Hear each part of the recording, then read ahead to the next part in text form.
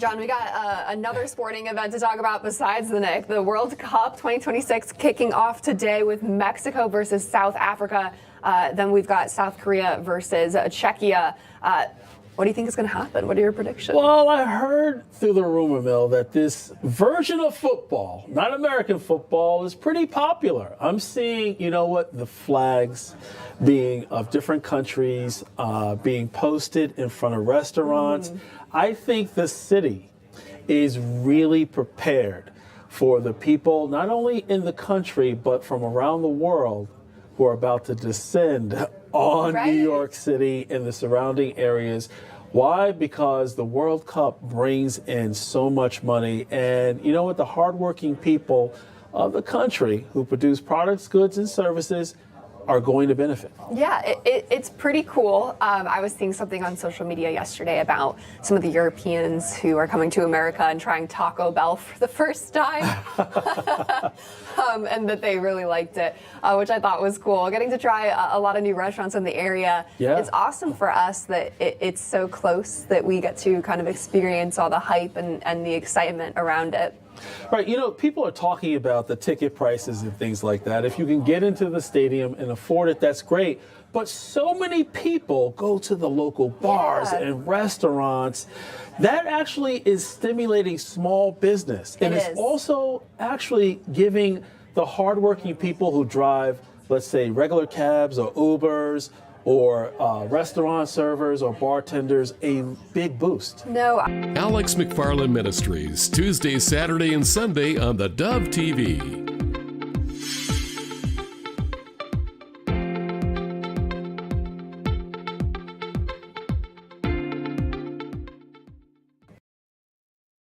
Good morning. You're tuned to theDove, encouraging and informative, helping Oregon, Northern California, Idaho, and Nevada start the day with news and encouragement. This is Mornings on theDove. Well, good morning to you and happy Thursday. And look who is with me. Happy Thursday. Happy birthday to you. Thank you very much. Happy birthday. By one of the many reasons I came here. Yeah, well, Gary is, as we speak, is getting his leg worked on. Yes, wishing him well and praying for speedy recovery. Yeah, he's going to be tied up for a while. So good to see you. Paulina's with us, and always a joy to have her. And happy birthday. Thank you very much. Thank you for these beautiful flowers. Yeah, I just won't tell anybody how old you are, but 44. Oh, you don't mind saying that? I've been celebrating my birthday on theDove for the last 15 years. So yes, you have. If you're curious, in you fact, can go back and... You sent out a little video. Was it on Facebook with all the things? I've posted different things on my birthday. It was such a mellow, such a nice birthday. Actually, it was mostly no phone, but at some point I was sitting on the couch with my phone and I thought, hey, let's do a little trip down the memory lane. And so I did post some pictures. But my big 40 was celebrated on air. Remember, the girls surprised me with the crown and the flowers and the little thing that I wore, the birthday queen. Not the birthday queen, yeah. Well, anyway, good morning to you. Happy Thursday. Paulina's with us for a couple of days, and the weather is turning hot. Get ready for that. What can I say?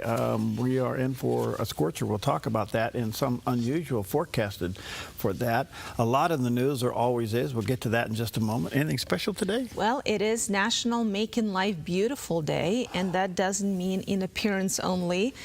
A simple act of kindness, a smile, maybe a gesture, maybe helping someone with little things, and that just spreads it. It's contagious, and that's how we make this world a better and kinder place. And then once you're done being kind, hopefully you're never done, we're celebrating one of America's favorite summertime foods, and that's corn on the cob. That's today, corn has been cultivated for thousands of years, dating back to ancient Mexico, and Native Americans helped spread its use throughout North America long before European settlers arrived. And today, whether you prefer it boiled, grilled, roasted, or covered in butter or seasoning, corn on the cob remains a staple of backyard barbecues and summer gatherings. What's your favorite way of having it? Well, I like corn on the cob. I really do. I've tried it I've tried doing it on the barbecue. It's okay, if you want a little bit of a charcoal taste to it. But, just boiling it and putting lots of butter and salt on it. I know, just dipping it in butter. It's Butter just, and salt makes it perfect. And what is it? Is it I forget the name of it, that has the white and the yellow kernels in it. Oh, different type of corn? Yeah, it's very tasty, and it's a very sweet corn. And some people around here, like the people that do the strawberries, sometimes they have a corn patch too. I was going to say, do we have local farms that sell corn on the cob? You just got to, when they're in season, get it. It's really good. Okay. Really, really good. Well, and then something else that's really good. I know you love German chocolate cake. Ooh. That is today. That's Sue's favorite. It's Sue's favorite, and Peggy makes a beautiful one. Despite its name, actually, German chocolate cake is actually an American dessert. It's not a German one. The cake gets its name from Sam German, an American chocolatier who developed a sweet baking chocolate for Baker's Chocolate Company in 1852. And more than a century later, a recipe for German's chocolate cake became widely popular after a Texas newspaper published the recipe. And so now it's one of America's favorites and has nothing to do with Germany, although I wonder if they do know about it. There we'll have Well, to I would imagine they do now. German chocolate cake. Yummy, huh? Ooh, good stuff. Good. Ooh, well, that's good. Yeah, Peggy makes a nice layer ones. That was Sue's favorite. Very And talented. all right, good morning to you. 4 minutes past the hour. A lot going on. Let's check in with Alfred for the weather this morning. Here's a look at our Thursday weather from Grange Co-op. Across northern Oregon and southern Washington, sunny skies with highs near 77 in Vancouver and 78 in Portland. Wilsonville reaches 80 and McNinnville near 79, with lows tonight falling into the upper 40s to low 50s. Through the Willamette Valley, sunny and dry with highs near 79 in Salem. Albany, Corvallis, and Eugene all top out in the upper 70s with calm winds around 5 miles per hour. Central Oregon stays sunny with highs near 81 in Prineville and upper 70s in Bend and Sun River. Boise stays sunny with highs near 78 and colder overnight lows settling into the 40s. Along the Oregon coast, sunny conditions continue with highs near 68 in Coos Bay and mid-60s in Port Orford. Brookings reaches 62, while Crescent City stays sunny and breezy with highs in the upper 60s. In southern Oregon, sunny skies and warmer temperatures with highs near 88 in Grants Pass and around 90 in Medford. Ashland reaches the mid-80s and K Falls tops out near 82. Northern California turns much hotter with sunny skies and highs near 88 in Wairika. Redding climbs to 104 and Chico near 102 under heat advisories, while Fort Bragg stays sunny with pleasant highs in the mid-60s. Around the Bay Area, hot inland temperatures throughout Santa Rosa near 100 and Napa around 99 under coastal flood advisories. San Francisco reaches the mid-80s and San Jose heats up in the mid-90s with a heat advisory in effect. For Central California, conditions stay hot in Sacramento. Stockton and Modesto around 101. Fresno and Visalia reach near 101 under a heat advisory, while Bakersfield tops out at 104 with lows tonight holding in the low 60s to near 70. It's a snapshot of your Thursday weather from Grange Co-op. And there's a picture off the top of the mountain this morning as the sun just slowly comes up. Now, when we started this shot, the sun was on the right side of Mount McLaughlin. Now it's clear over to the left side, and you can't quite see it come up yet. So. And that's in how long? Just an Well, hour? that's just, since the beginning of the year, so you kind of watch that. Oh, beginning of the year. Okay, I was like, an hour. No, it's a circular thing. Okay. So the days are getting the longest, will be around June 21st, 22nd, and then it start going the other way, a couple of minutes a day. So Exciting. that's kind of where we are. Yeah. Well, have you ever read a passage of Scripture and after many, many times it just speaks to you differently? Well, God uses His Word to impact our lives and our hearts, and David Jeremiah has this reminder. But then he says you have to be born of water. And some people say that means you have to be baptized, but that's not what this means. There's no evidence in the Scripture whatsoever that baptism is a requirement for salvation. It's an act of obedience for those who have already been saved. So what does the word water mean? Let me help you with that. Psalm 119 and verse 9, how can a young man cleanse his way? By taking heed according to your word. Ephesians 5:25, Christ also loved the church and gave himself for her, that he might sanctify and cleanse her with the washing of water by the word. Now, having read those two verses, what do you think the water is? It's the Word of God. The Bible says that in order to become a Christian, two agencies are involved, the Holy Spirit and the Word. Now, how does that usually work? Someone has given you a scripture, or you've heard a scripture in church, and the Spirit of God begins to work on you, and he takes the scripture that you've heard and he dwells it into your heart, and you become convicted of your need and you become a Christian. The things that bring a person to Christ are the Word of God and the Holy Spirit. If you don't use the Word of God to communicate spiritual truth, you take the Holy Spirit out of his environment. The only way the Holy Spirit can work in the heart of a person is if the Word of God is present.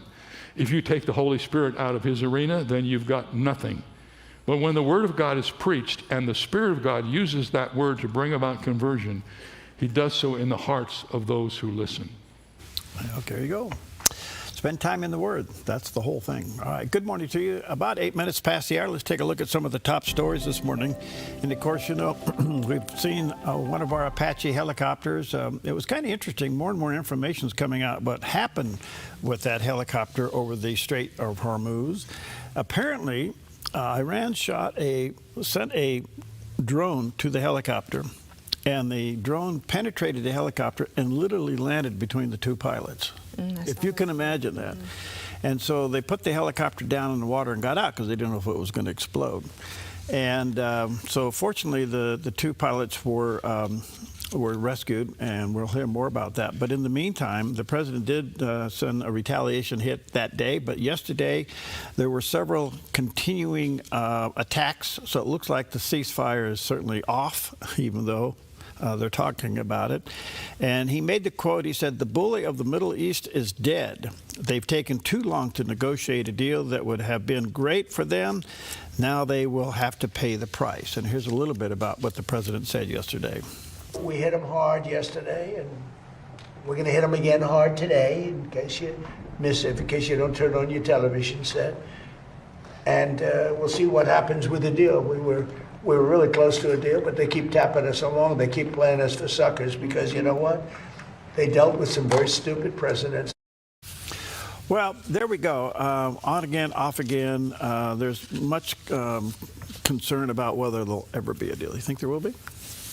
I don't know. It's been, I mean, since February 28th when it started, we've heard more than 30 times that we're really, really close to peace, and then we'll go back.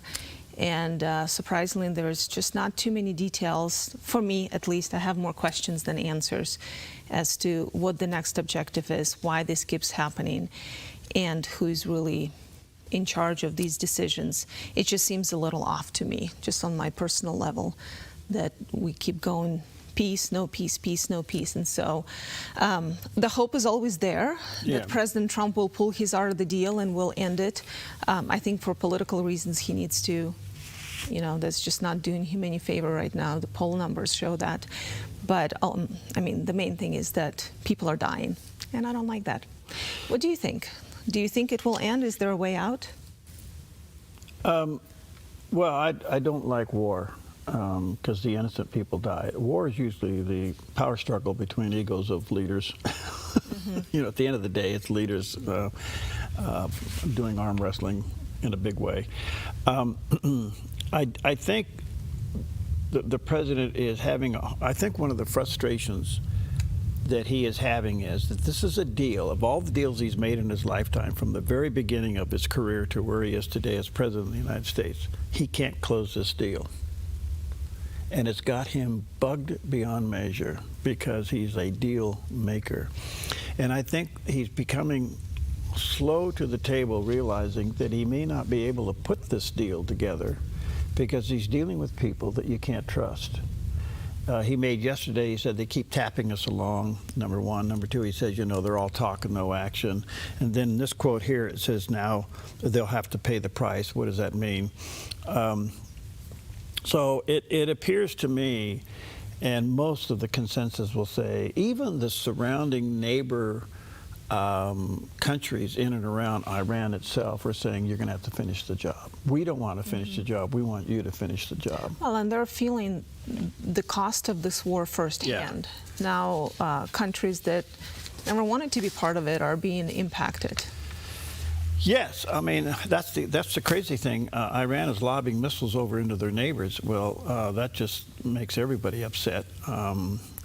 There's constant thing where the president and the Prime Minister Benjamin Netanyahu somehow are having conflict, but they're not. They're tight. I mean, you're going to have two leaders that are strong allies disagree on some things. That's normal.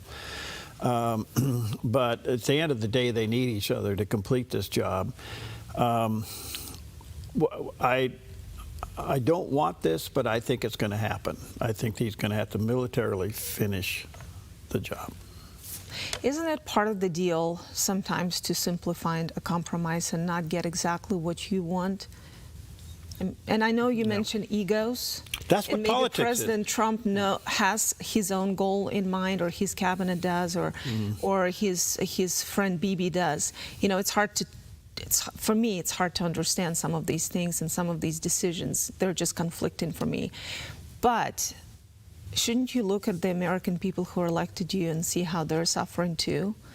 I mean, you should put your country first, and that's what kind of, I think that's why 66% of the people are saying they want this war to end, and only 27 are saying they want it to end. Should end. I mean, he should finish whatever he started. There seems to be two goals. One is no nukes, and that's a little bit more complicated than perhaps we know, but it is accomplishable. It can be done. They're saying now that you just bury that enriched uranium. You don't go after it. You just go ahead and bury it, and you denuke. You take out all the nuclear advancement facilities. But the other one is you have to get the Straits of Hormuz opened up, and the reason for that is because, and you know what? That's international waters, and Iran has it shut down. Now, we have it blockaded, so there's kind of this tug-of-war going on. Are you surprised how much power Iran has over that strait? Yes, I do. And so you kind of wonder, all right, so how do you take a small little country, well, it's not small, it's a big landmass, but how do you take this country and you allow it to shut the oil system of the world down? It would seem to me they have to take a long, hard look at what they're going to do with the Straits of Hormuz. And I don't know, if you take out that little island, is that what you do? I don't know. But I think the president, and to your point earlier, yes, the art of negotiation, you know, that's what politics is. At the end of the day, politics is the art of negotiation. It's the art of compromise, you know. It's become a war zone in America, but it's typically politics, good politician, good public servants, you give and take in order to do what's best for the people. But now give and take has become personal. But in this case, I think his demeanor tells me he's frustrated that this is the biggest deal he's ever been confronted with in his history, in his life, and in world history, and he can't close it. Well, and it's obviously a different deal than he's used to. Yeah. And as masterful as he is in the art of the deal, at some point you are going to face something you've never done before. And in this case, it's foreign affairs to the level he probably couldn't imagine, and there it is. Well, every day is a new day in the Middle East, so we'll have more on that coming up a little bit later on. So, Polina, you're a very talented lady, and you should be on national TV. You know. Why are you saying that? Making the big buck. I feel like there is a caveat. Well, there is. Okay. I mean, have you ever noticed what these big anchors make on television? Yeah. I haven't. Well, they're pretty open about it. The contracts they get. Yeah, they get big contracts. But at the same time, a few. You know, not everyone. I understand that just being part of the Fox or CNN or MSNBC team in the Capitol in New York is not going to get you those kind of bucks unless you're a primetime face. Yeah. So in the meantime, sports is way out of line. Oh yeah. So here's the biggest athletic contract ever. Patrick Mahomes apparently is signing a contract if he meets all the incentives. For Kansas City, this is a big deal. He'll end up with $522.25 million. Wow. Now, is this realistic? What are we doing to sports with this? Well, no, that's the question. I mean, I'm wondering what's the ROI for those hiring him and paying him those bucks? Are we turning it in some kind of entertainment? Obviously, it is. Yeah. Well, listen, it's a lifestyle. It's something. Don't get me wrong. Athletes, they have their short window of performance. All athletes do. But $522 million is, you're kind of like, all right, is this really worth it? Well, I think what we don't know is how big the NFL machine is and how much money it generates. Not only is each team generating a lot of money that they could afford to pay these things, but the industry itself is huge, you know. And you turn these guys into superstars, but at the end of the day, you know, that you kind of wonder, have we ruined the game by doing this? I don't know, but well, and you kind of also wonder, where did that number come from? Does he now have a limit too? I mean, was it part of the negotiation where it couldn't be lower than X? Well, I think the base salary, let me get this straight here, the base salary is $504, but if he meets all the incentives, which means, if you get us to the Super Bowl, and if you do all of this, you do all of that, it goes to $522. So just for showing up, you get half a billion. Yeah, and this is over a 3-year contract, so, you know, and then I'm sure that if you break your leg, you're out, you know, or something like that, or you get, but anyway, I remember, I watched a documentary the other day about Jay Leno, when Jay Leno took over The Tonight Show from Johnny Carson, and how he got selected was kind of interesting, because a lot of people wanted that coveted seat, and Jay Leno ended up getting it. He was shocked that his beginning salary was $30 million a year. You know, he was just shocked. He couldn't believe it, that the network would pay him that kind of money. And there he sat in that seat for quite a few years, so you do the math. But today he has one of the nicest car collections in the world. He used that money wisely. Yeah, there you go. All right, those are some of the top stories on this beautiful Thursday morning, and it's going to warm up, and so get ready for that. We'll take a quick break. We'll be right back. You are the God who saves us, worthy of all our praises. Hosanna. Since 1934, Grange Co-op has been more than just a store. We've been a cornerstone of our community, owned by people like you. We proudly offer top-quality farm and ranch supplies, including our own Rogue feed, as well as workwear, Western apparel, garden essentials, and pet care products. By signing up as a Grange Rewards customer, you not only enjoy exclusive benefits like special offers and 1% back on most purchases, but you also become part of something bigger, a cooperative that you own and help shape. Join Grange Rewards today. At Sweet Tea Express, we've got you covered. Order at the counter and our friendly service staff will do the rest. Burgers, salads, sandwiches, barbecue platters, sides, and more. Smoked, grilled, and served to perfection. Sweet Tea Express. Breakfast, burgers, and barbecue.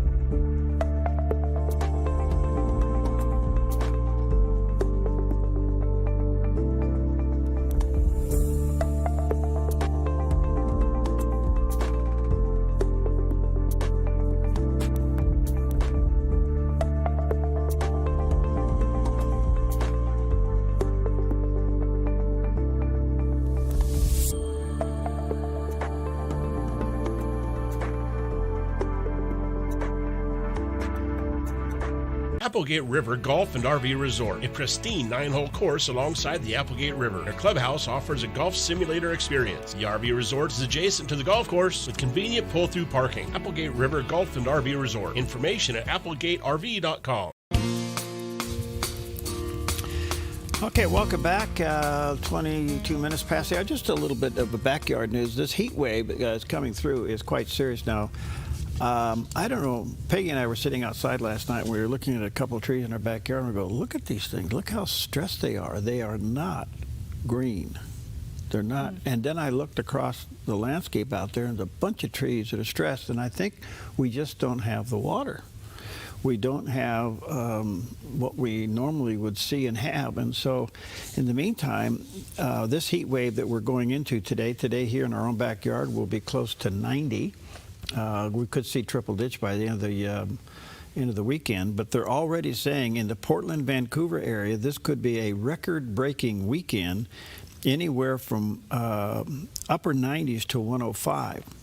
That is really tough for that part of the country because they're not used to that kind of heat up in the Portland, Vancouver area. They think it could be putting stress on the power grid as people crank up their air conditioners. And here's what's interesting. If you haven't serviced your unit and you turn it on, you get a lot of problems. You get a lot of problems going on. So they are warning you and giving you caution. Be prepared for this weekend. It's supposed to be really, really hot. And then on top of that, with all the other issues they have in cities where they have large amounts of homelessness and these kinds of issues going on, it really makes a lot of problems. Strain, yeah. A lot of problems. What's your comfortable indoor temperature for you? Well, you know, it's interesting. I've been trying to regulate this room lately and trying to figure out where the comfort level is. I think it's 74. Oh, wow. That's pretty hot, I think. Well, you know, the volume in here because of the high ceilings, I don't know. But the interesting thing is we can move a lot of air around in here, which is good. So 74 can be pretty good. Now, we haven't had a 90-degree day yet, so I have to wait and see how this goes, you know. Well, hopefully we'll it'll see. Go well, because I remember in years past, he would let us go home earlier because it would just get so hot. We had so hot in here, and yeah, I'd let you guys get out of here, but now I fixed it, so you have to stay. All right, the other little story is one of our great companies in the Pacific Northwest is Les Schwab. If you've ever been up into the Bend, Redmond area, you'll see their headquarters up there. That's where it all started. And they have stores all throughout the Pacific Northwest, one of the great stories out there. But at the headquarters, they're doing a little bit of a cutback. They're going to lay off 70 people at the headquarters in the Bend, Redmond area and pay more emphasis instead to better support their stores moving forward. Have you ever been to a Les Schwab? That's the tire place? Yes, right down the street here. Like making sure. Yeah, I have. I mean, I didn't realize they're local. Yeah, they're born and raised out of Central Oregon. Yes, cool. Les Schwab himself, quite a story, quite a success story. But they have become successful because of customer service. When you drive in, they're there at the door. Before you get out of the car, sometimes they're right there for you. How can we help you? If they're at the counter, they run to the counter. Their service is over the top. And they have stores all over the place, and they've been very, very successful. And I think this is now becoming a new corporate model. When you have a company that whose main source are outlets around, you know, you have stores around, they have hundreds of stores all over the place now, then you want to put the emphasis at the store, not in a corporate office. You don't want to become so bureaucratic that it doesn't function at the customer level. I wonder if that's what's happening there. I wonder if AI has anything to do with it, on how some of the corporate jobs can these days be replaced with automation and artificial intelligence. I'd like to know that question too. I'm watching what AI is doing in the newsroom. Now you and I both have, you and I and Steve, I guess, would have the most experience of media, even in secular media, of how it really does work. And I remember newsrooms and news reporters and all this and that, and you probably did too when you were in Atlanta and around working on television. But now the big thing is, if you get a story, you go to AI and ask AI to write the story. Here's the problem. The next level up, the editor, is not there. That person's been replaced. Yeah. So there's nobody really overriding the content, even if it's been redone by AI. So it's becoming an issue. It definitely saves time. Yes. With a lot of things. Yes. Yet that element of research, investigation, Yes. the journalism that we grew up with and practiced for many years is going away. Mm-hmm. And I think it does change the quality. It does take something away that I think we're recognizing and realizing and will notice more and more as we put these two next to each other, human-made, AI-made. In AI, from what I use it. And I use it at a level that I can control because I know what I'm doing and I know what I'm looking for.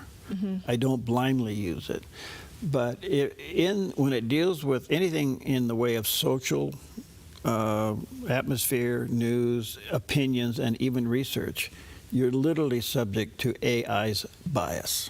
Now, if you're going to do hardcore research or you're going to have it lay out a spreadsheet or something like that, it's pretty good. Yeah. You know, it's really good. In fact, it's fantastic. But if you're asking it to come up with the wording of the issue or a philosophy or an opinion, they have their biases, and you got to really be on top of that. So Yeah. No, you have to have the base that you use to now be the editor of what you're producing with its help. Yeah. All right, be careful. All right, let's take a look at the satellite image. Here's what's going on with the weather out there, and it is hot. Look at that big blue sky thing over the Pacific Northwest, California, Oregon, Washington, all clear as a bell, and it is high pressure, and it is going to get hot, so be ready for that. Well, Iran remains in the headlines, and Senator Rick Scott joined Fox Bottom Line and discussed the latest strike on Iran, and he says the Revolutionary Guard is going to be destroyed. Well, they've played Trump, and I think Trump's right. We've had presidents that have been appeasers, Biden, Obama have been appeasers, and Trump's not. He's not going to let Americans, your family, my family, killed by nuclear weapons. He's not going to let it happen. And so, unfortunately for the Iranian Revolutionary Guard, they're going to be destroyed, absolutely destroyed. But we are not going to allow them to have nuclear weapons. I wouldn't mess with this president. He's going to look at him. He stands up for the right stuff. He's tough. And it's a big change from Obama and Biden, who are appeasers. I've always believed in the end the Iranian Revolutionary Guard will not do a deal, so they're going to be demolished. So I think this is probably the beginning of the end of the Iranian Revolutionary Guard, and we'll get a deal. We're going to get a deal. Unfortunately, there's going to be a lot of members of the Iranian Revolutionary Guard that are going to be killed in the process. Okay, so basically you're saying there's more action to be taken in order to force some kind of a deal. And I think the deal now, if I'm reading between the lines, has to be some kind of a surrender. But surrender of what? Well, them being in charge of the country. No, so there's two things. You so have it's the about revolutionary regime change now? Pardon? So it's about a regime change? Well, you got two levels of regime change. You got the Revolutionary Guard, which is the bad guys, mm-hmm. and then you got the supreme leader, who is the spiritual guide that's over everything. The combination of those two things are pretty confusing. But if you can wipe out the Revolutionary Guard, then the supreme leader's kind of left hanging out there, and you don't know, can you control him? So I don't know. It's a system, but we got a ways to go. But I don't know. To your point, and it's the best one out there, I think the president is getting more and more pressure from home to end this deal, but I don't think he's going to allow himself to end it in any way of a defeat. Yeah. So I just, like I said before, expressed that what does the deal looks like, and does he know it? Because now, we started with talks of nuclear weapons, even though I have to tell you, I've been in the news for 20 plus years. 20 plus years ago, we were talking about Iran developing nuclear weapons. Yeah. So it's been going on for years. Why now? Especially since some of the intelligence officials then said, no, there were no imminent threat. There are other reasons why we went into this. And now they're talking about taking down the Guard. We may not like it, but it's not our Guard to take down. So why are we now making these decisions for another country? Good question. I think the I think we all know that Iran is a nuclear threat to the world. Up until the first attack a year ago when the president went in and did that overnight 12-hour raid and took out... Oh, a year ago? Yeah. And now we're left with what remains to be a nuclear capability. What's interesting to all of us is that you even got the surrounding countries that don't want them to have a nuke. And because that would force them to get a nuke, and they don't want to be in the nuke business. So it was a threat, and it continues to be a threat to the globe. And I think we have a hard time understanding this. I don't think we understand two things. We don't understand the civil rivalry between the Shiites and the Sunnis. We talk about it, but we really don't understand that family problem. And secondly, we don't understand a theocracy that says our way or the highway, you convert or die. We don't understand that. So those two things makes it very difficult to deal with when you're trying to deal with it logically. You know, and those two things are the factors that have made this get pushed down the road, pushed around. Let's give them money. Let's give them bananas. Let's give them corn on the cob. You know, let's do all this stuff. You know. All right, those are some of the top stories. And let's see, a nice day to chocolate cake. Oh, German chocolate cake. And corn on the cob. And corn on the cob and Polina's flowers. We'll be right back. Okay.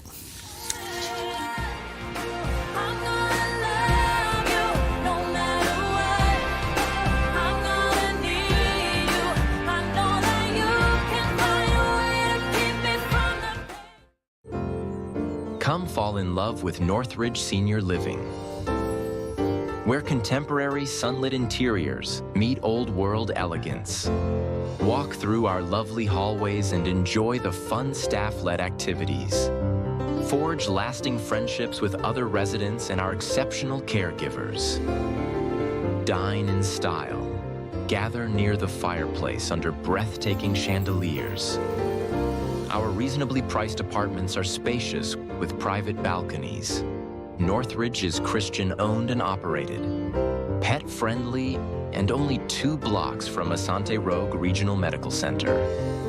On-site, in-home care is available. We also offer senior adult daycare. Your loved one can spend the day with us, and the evenings with you. Northridge Senior Living, your home. Your sweet tooth just became a force for good. The Salvation Army's Taste Good, Do Good Challenge is on June 5th through the 30th. And local bakeries, restaurants, and shops are serving up exclusive treats you can only get during the challenge. Hit different spots, collect punches, and vote for the best bite in town. And every delicious stop helps support local kids and veterans right here in our community. Start your adventure at tastegooddogood.net. This little light of mine, I'm gonna let it shine, gonna let it shine. This little light of mine, I'm gonna let it shine. This little light of mine, I'm gonna let it shine, gonna let it shine. Oh, shine.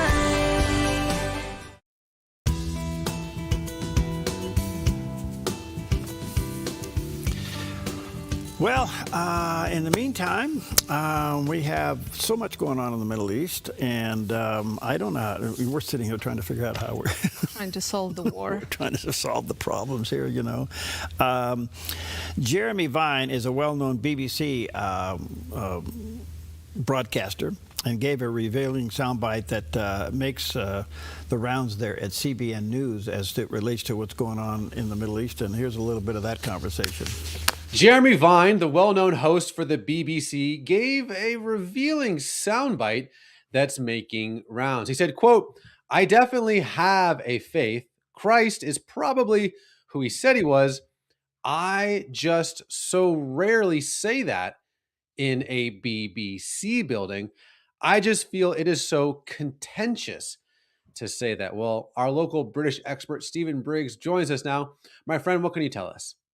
Well, Jeremy Vine's comments highlight a challenge many Christians recognize: the growing pressure to keep faith private in British society while allowing other deeply held beliefs to be expressed publicly. Vine has previously said, as you mentioned, that he believes Christ is who he said he was, but he feels unable to say so on air because of the role he occupies at the BBC. He's a Radio 2 presenter and is a household name known by the nation. But from an evangelical Christian perspective, faith is not merely a private preference, but a truth claim about reality. Jesus said, "I am the way, the truth, and the life. No one comes to the Father except through me." That's John 14:6.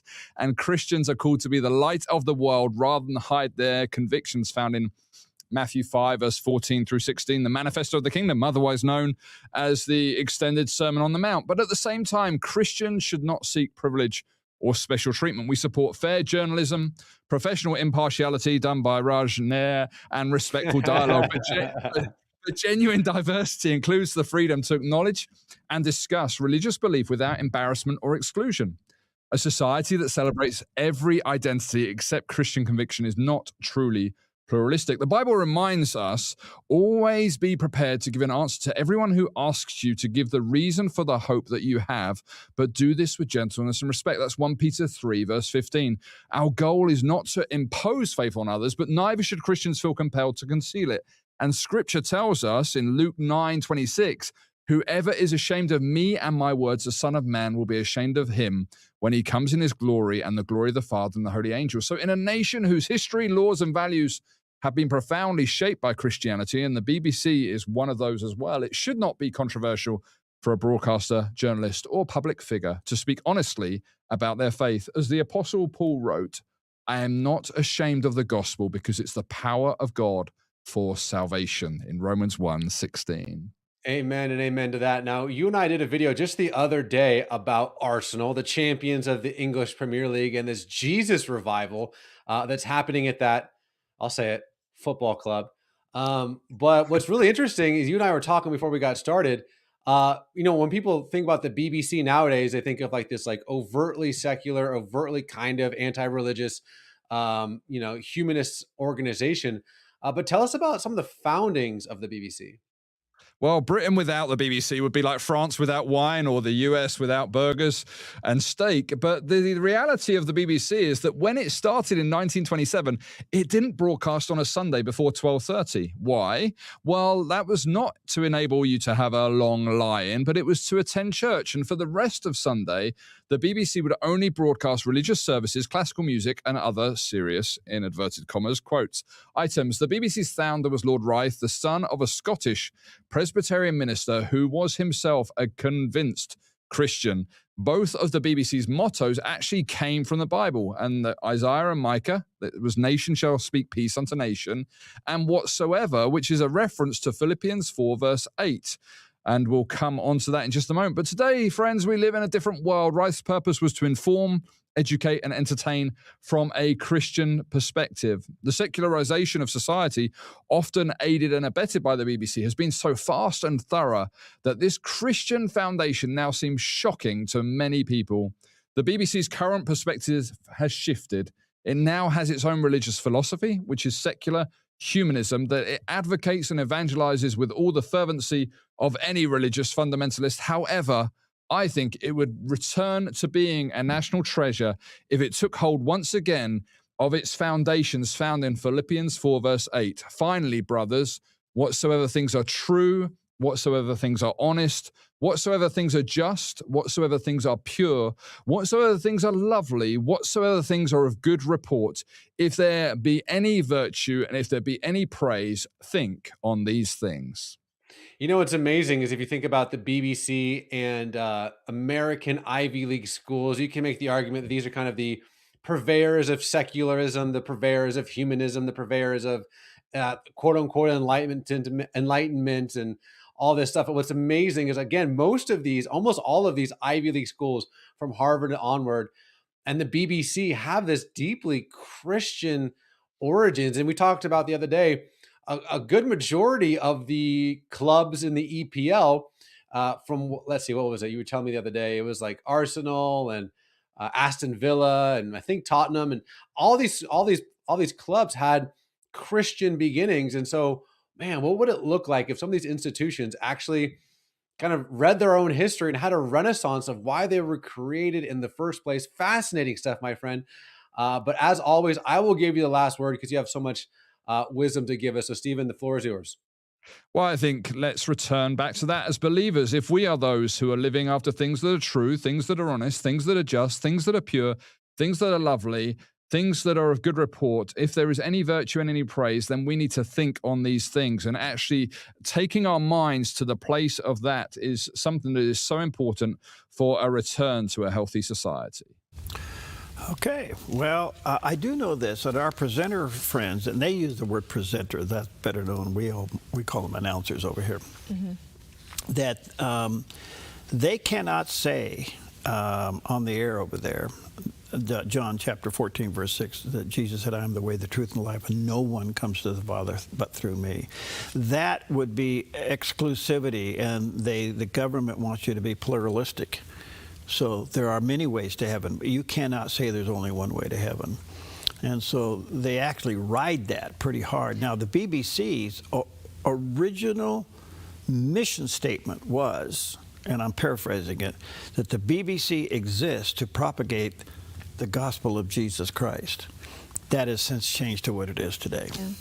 Do they have in Britain specifically Christian channels? Yes. And are they allowed to do what their mission is to not to the level we are. That's the point. Now, well, how can you be a Christian station without quoting Scripture? Well, see, that's the problem. That really is the problem. And UCB, United Christian Broadcast. In fact, I was just on an international call with them this week. We had Africa on, we had New Zealand on, we had Australia on, we had Canada on. I was on for a couple of other guys, So we're still a group. And the group out of, the UK, they're in Stoke-on-Trent, he was on, David. And so when that first came into existence, they had a little low-power FM station, or an AM station that became an FM station. Now they have what they call DAB, which is a digital audio broadcasting system that covers the whole country. And they own 2 channels, and I think they pay close to $1 million a year to be on these 2 channels, and everything over there is DAB. All right, so they are broadcasters in their sense of the word, but they are heavily regulated in content control. They don't have freedom of speech like we do. Now, if I was a guest on their show, if Steve Best called me up and said, I want you to be a guest on my afternoon radio show, and I quoted John 14, verse 6, I could get away with it. But the presenter who is there cannot do that. Isn't that amazing? Yeah, because think about the rest of the content. Wow, that would be a tough one. All right, let's check in with Alfred and get the weather because it's going to be hot today. Here we go. Here's a look at our Thursday weather from Grange Co-op. Across northern Oregon and southern Washington, sunny skies with highs near 77 in Vancouver and 78 in Portland. Wilsonville reaches 80 and McNinnville near 79 with lows tonight falling into the upper 40s to low 50s. Through the Willamette Valley, sunny and dry with highs near 79 in Salem. Albany, Corvallis, and Eugene all top out in the upper 70s with calm winds around 5 miles per hour. Central Oregon stays sunny with highs near 81 in Prineville and upper 70s in Bend and Sun River. Boise stays sunny with highs near 78 and colder overnight lows settling into the 40s. Along the Oregon coast, sunny conditions continue with highs near 68 in Coos Bay and mid-60s in Port Orford. Brookings reaches 62, while Crescent City stays sunny and breezy with highs in the upper 60s. In southern Oregon, sunny skies and warmer temperatures with highs near 88 in Grants Pass and around 90 in Medford. Ashland reaches the mid-80s and K Falls tops out near 82. Northern California turns much hotter with sunny skies and highs near 88 in Wairika. Redding climbs to 104 and Chico near 102 under heat advisories, while Fort Bragg stays sunny with pleasant highs in the mid-60s.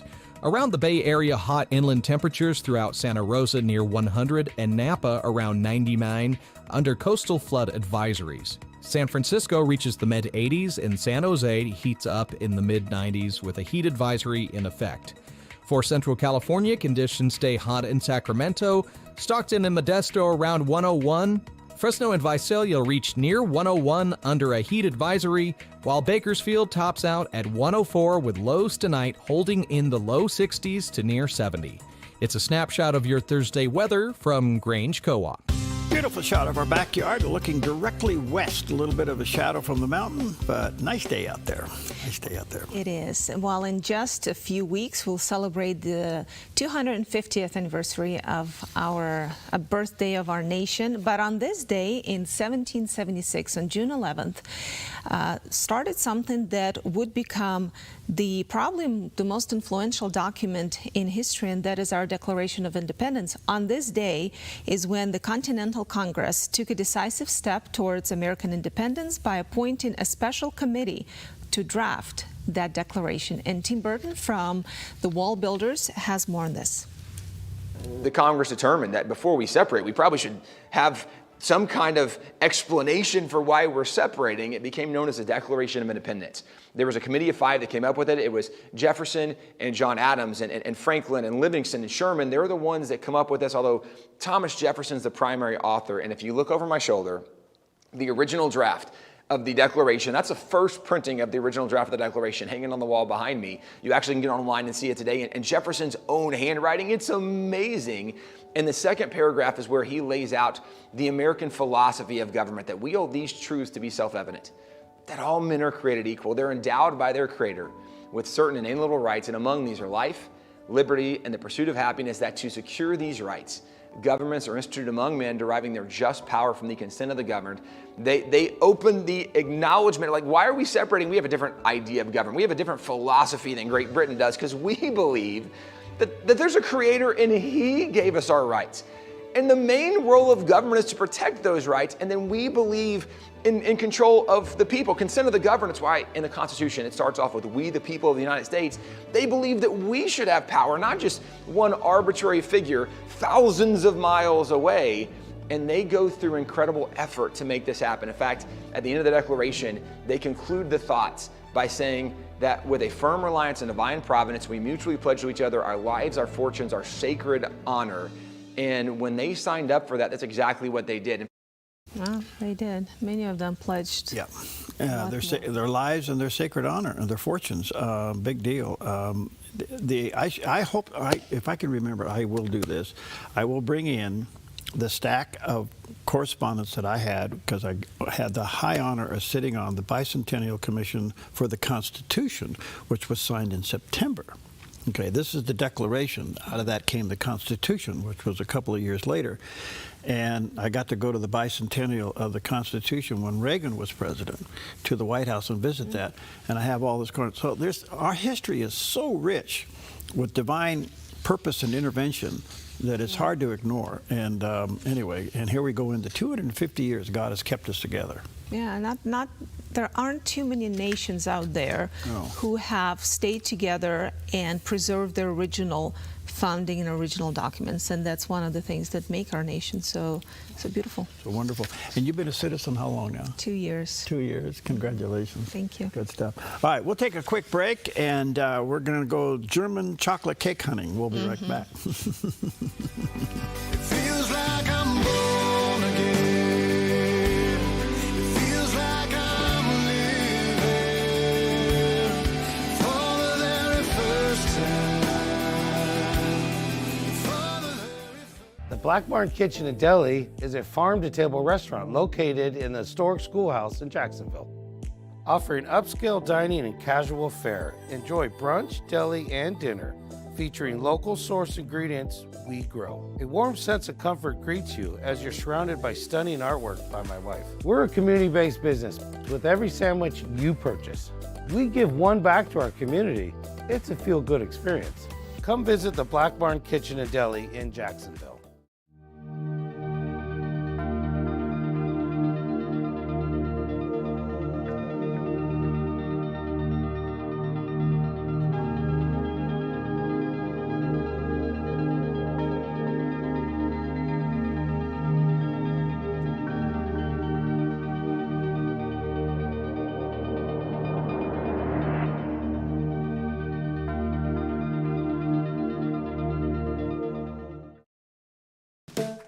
Jerry's Historical Archives. U.S. History. Great moments in time. Record breakers.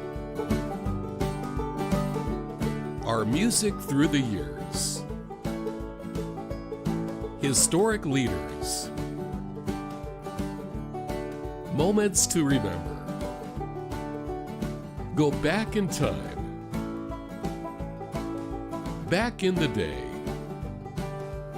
TV shows of the past. Nostalgia.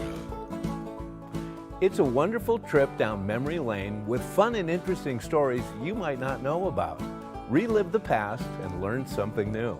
Open up Jerry's Historical Archives. Weekdays only on Mornings on the Dove.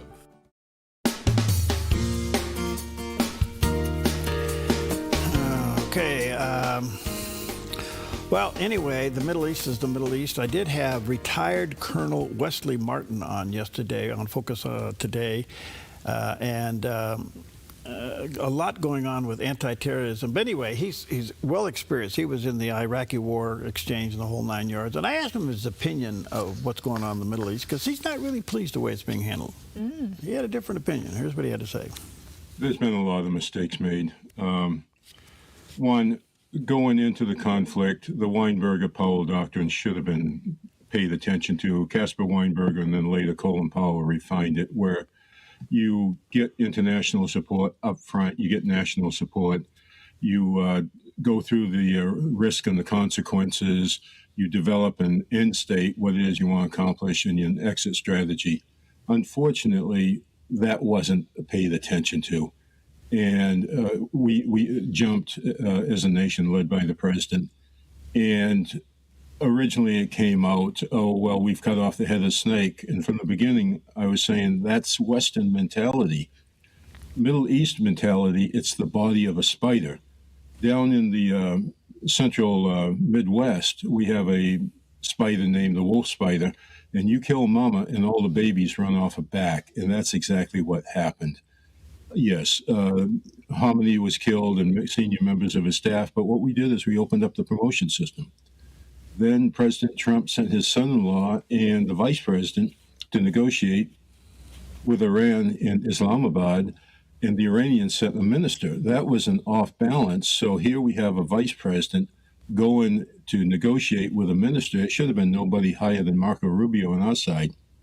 We attacked Obama when he bowed before the king of Saudi Arabia, which was wrong. And now we have a vice president trying to negotiate with a minister. Not a good thing to do. And there's been several mistakes since then. And now we're in a stalemate. Okay, so he was, I think he was carefully critical of how it's been handled to this point. But he was also very clear that we need to finish the job. So we're in, let's finish it. But he felt like there should have been more diplomatic efforts dealing with surrounding countries and other people. Well, if you wait for a consensus on anything, that's called a committee and you end up not doing anything. Did he say anything about how this might end and what would be the perfect way out of this? Well, he doesn't. He basically says we have to finish the job. Now, I guess everybody has a different description of what that means. But I think what the one consensus that seems to be surfacing to the top is that the Revolutionary Guard has to be taken out. Okay, what does that mean, and how do you do that? So anyway, that's what's going on. I got some great people coming up. Dr. Andrew Fox, an Anglican priest. How'd you find him? Oh, don't ask me. I had nothing to do, and I decided to schedule him. No, he actually, I didn't know he was an Anglican priest until after I already scheduled him. He is cultural expert, and he has authored a few books, including his forthcoming one about truth and thinking. And I think it's a pretty interesting topic, especially in our AI world. All right. Take Matthew 16:18. On this rock I will build my church, and the gates of Hades, better known as hell, shall not prevail against it. Applegate River Golf and RV Resort, a pristine 9-hole course alongside the Applegate River. Their clubhouse offers a golf simulator experience. The RV Resort is adjacent to the golf course with convenient pull-through parking. Applegate River Golf and RV Resort. Information at applegateRV.com. Hey, this is Ed, co-owner of Visiting Angels.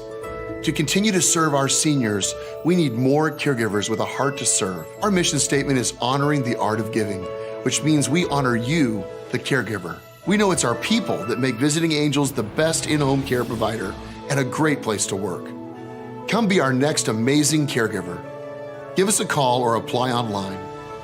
At Visiting Angels, we're committed to you because we honor the art of giving.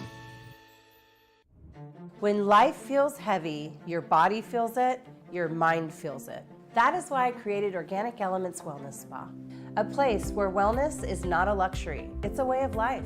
Step into our wellness lounge with a Himalayan salt room, infrared sauna, steam room, and invigorating cold plunge.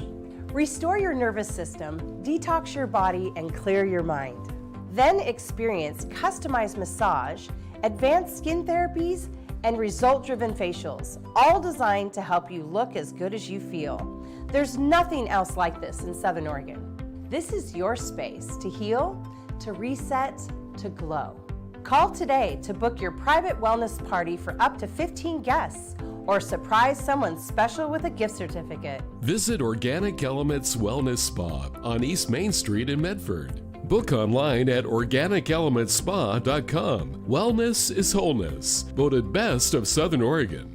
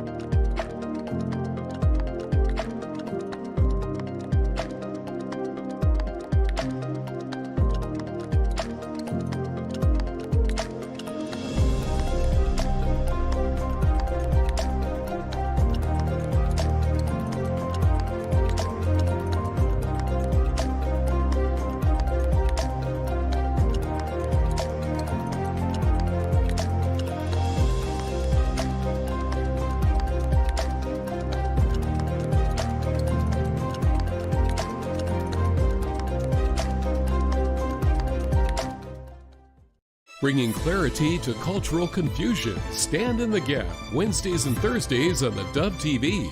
Encouraging and informative.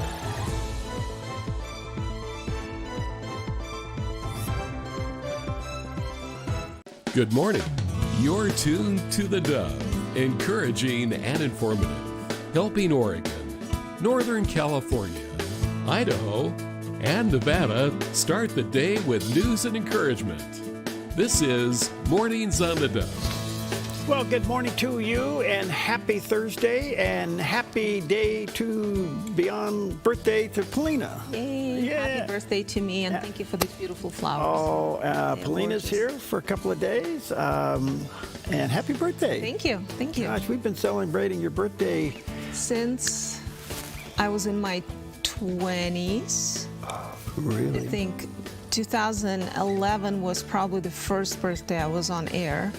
Really? I turned 29, so here we are. Here we are.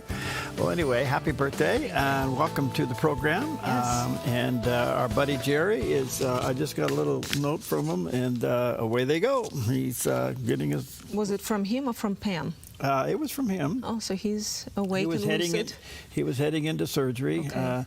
For those who don't know, he broke his leg over a year ago. It didn't heal correctly. It turned into really a lot of problems. And all of his hardware in there broke, which is really weird. And long story short, today they're taking everything out, you know, and he'll have to calm down for a while.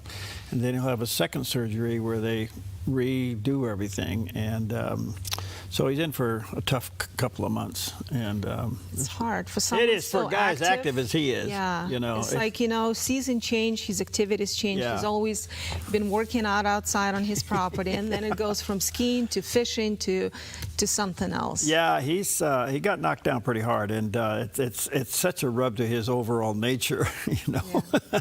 But anyway, we'll keep you posted. But Polina's here, and Yes. Always a joy to have you. Thank you for giving of your time. Thank you. And Polina is also the reason why Focus Today is such a huge success. She produces that program and has for how many years now? Since 2012, so 14. It's so interesting to look back in the files that we still keep on in our Google Docs, and you look at the interviews we had. I think we've gotten better with some of the guests. You know, if I get any comment out there among just bumping into people, where do you get those people? And I say, well, Polina gets them for me. Oh, gosh, they're great, you know. So thank you. Well, the Dove it's not growing for the sake of growing, but it is growing, and on top of the awards we're winning, we're just making an impact on the West Coast and throughout the nation. And so people want to be on the Dove. So it's become easier to schedule because there is a name now attached to the show, and people want to be on it. Our last little thing, since we're tooting our own horn a little bit here. Why not? Why not? We added 3 stations down through the Central Valley. Now, we don't own those. We provide the programming for them for 24/7. But these are what they call full power must-carry stations. That's a whole other classification in the FCC world, and I won't bother you with that. But primarily it was Fort Bragg into San Francisco, and then it's from Sacramento down into Stockton, Lodi, and then it goes from Visalia down into Fresno, Bakersfield area. And those 3 markets just really boosted a lot of activity. So are we there now? Yeah, we're there now live. Hello, Central Valley. Hi to all of you. And what's interesting about that is that when they have this new service out there called Rabbit Ear. It's kind of funny, and Tammy tracks this for me.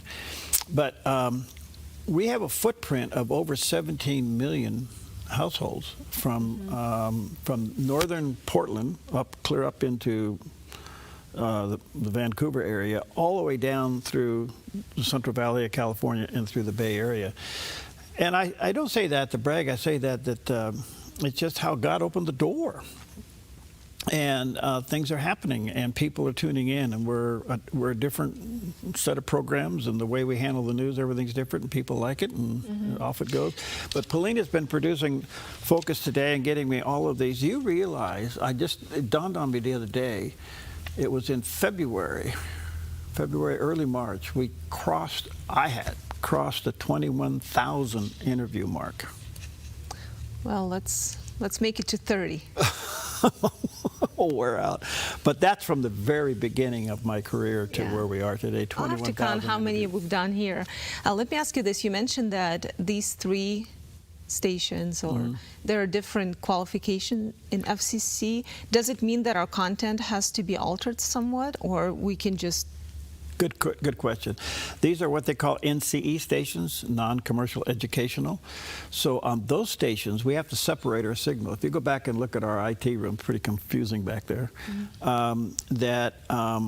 have to send a separate signal to those stations that doesn't run the commercials. So they're totally viewer supported. In fact, if you like what you see, help us to stay on the air. So it's kind of like a radio. We have to do a lot of separation. Yes, the radio's non-commercial. So we have these 2 worlds that we're in, commercial, non-commercial, NCE radio, NCE TV, full power versus low power, and all of those rules. In fact, I just this morning printed out a stack of papers about this high that I have to go through as it relates to tower regulations. So anyway, that's part of what we do. That's part of our game here. But anyway, I have to say that I have gone to college 15 times by the people you have gotten me to interview. I've learned so much by interviewing people all these years. And I'll never forget the first person I asked about interviewing anybody was when I was leaving KFBK in Sacramento to come up here. Rush Limbaugh was just starting at KFBK. He came from Kansas City. He was coming into the station, huge 50,000 watt radio station in Sacramento. And I was the general sales manager and the pilot, and I did something really crazy. We sold her home to buy a radio station. Okay, so we came up here. So I was talking to Rush Limbaugh, and I said, Rush, all of a sudden you are a national figure. What's the deal? And he said, well, first of all, and I said, what's the key to your program? And this was the beginning of his talk show. He said two things. He said, number one, be comfortable in making fun of yourself. Okay. And he said, secondly, let all of your guests finish their sentences. And I never forgot that. You know, that was Rush's clairvoyance in a way, prophetic thinking. Because if you fast forward to today, where the podcast world is exploding, this is, I think, one of the keys what makes it so appealing to people. There is no time constraint where the guest can finish a sentence. By definition. They don't have the breaks to hit. They don't have block A, block B. So he saw it and he noticed it, it's quite a while back. All you got to do is watch congressional hearings and realize you can't watch them because they're stepping on each other all the time. You can't do this. A lot of talk shows, you can't. Nobody finishes a sentence, Well, in a lot of talk shows, a lot of noise. And it's about the host. Yeah. I mean, it's just human nature. I have to tell you, I did not get into broadcasting because I wanted to be on the air. Same. I didn't. I got into broadcasting because I saw the power of it, and I thought, wow, what a tool for the gospel. I wanted to get into Christian broadcasting because I thought, man, this is it. This is the future in order to spread the gospel. But I had to go on the air because I couldn't afford an announcer. But didn't you go on air for the first time when you were still flying the... Yeah, I mean, even then, I was flying the airplane, and I the first day on the job, I was waiting for the radio station to send the announcer out. And they called me on the two-way radio. Are you airborne? I go, no, where's the announcer? Well, you're the announcer. Well, they didn't tell me that. So that's how you jumped in. And then when you came here and you got the station. We got the station going on, and there was a morning announcer, and he wasn't too reliable. And anyway, long story short, it was so slim, I didn't think we were going to make it, quite frankly. I had to go on the air because I couldn't afford anybody. Well, trial by fire. But by then you kind of had some experience. I mean, you were good. And I think that those early years showed that you were really good with words and being able to do a play-by-play of the traffic. If you can do that, you can probably do a lot of things. Well, we had to do everything in 60 seconds then.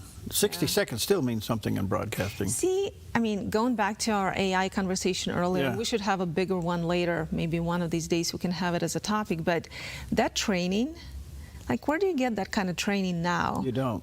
And you just jump into the AI world, and granted, it's wonderful, but I think that's lacking something when you don't get to do that. And everything's become automated in this industry, and everything's becoming consolidated. You have large companies taking over small companies, and they're consolidating operations. Here in our own backyard, there's only two of us that are local now. Everybody else is owned by somebody else.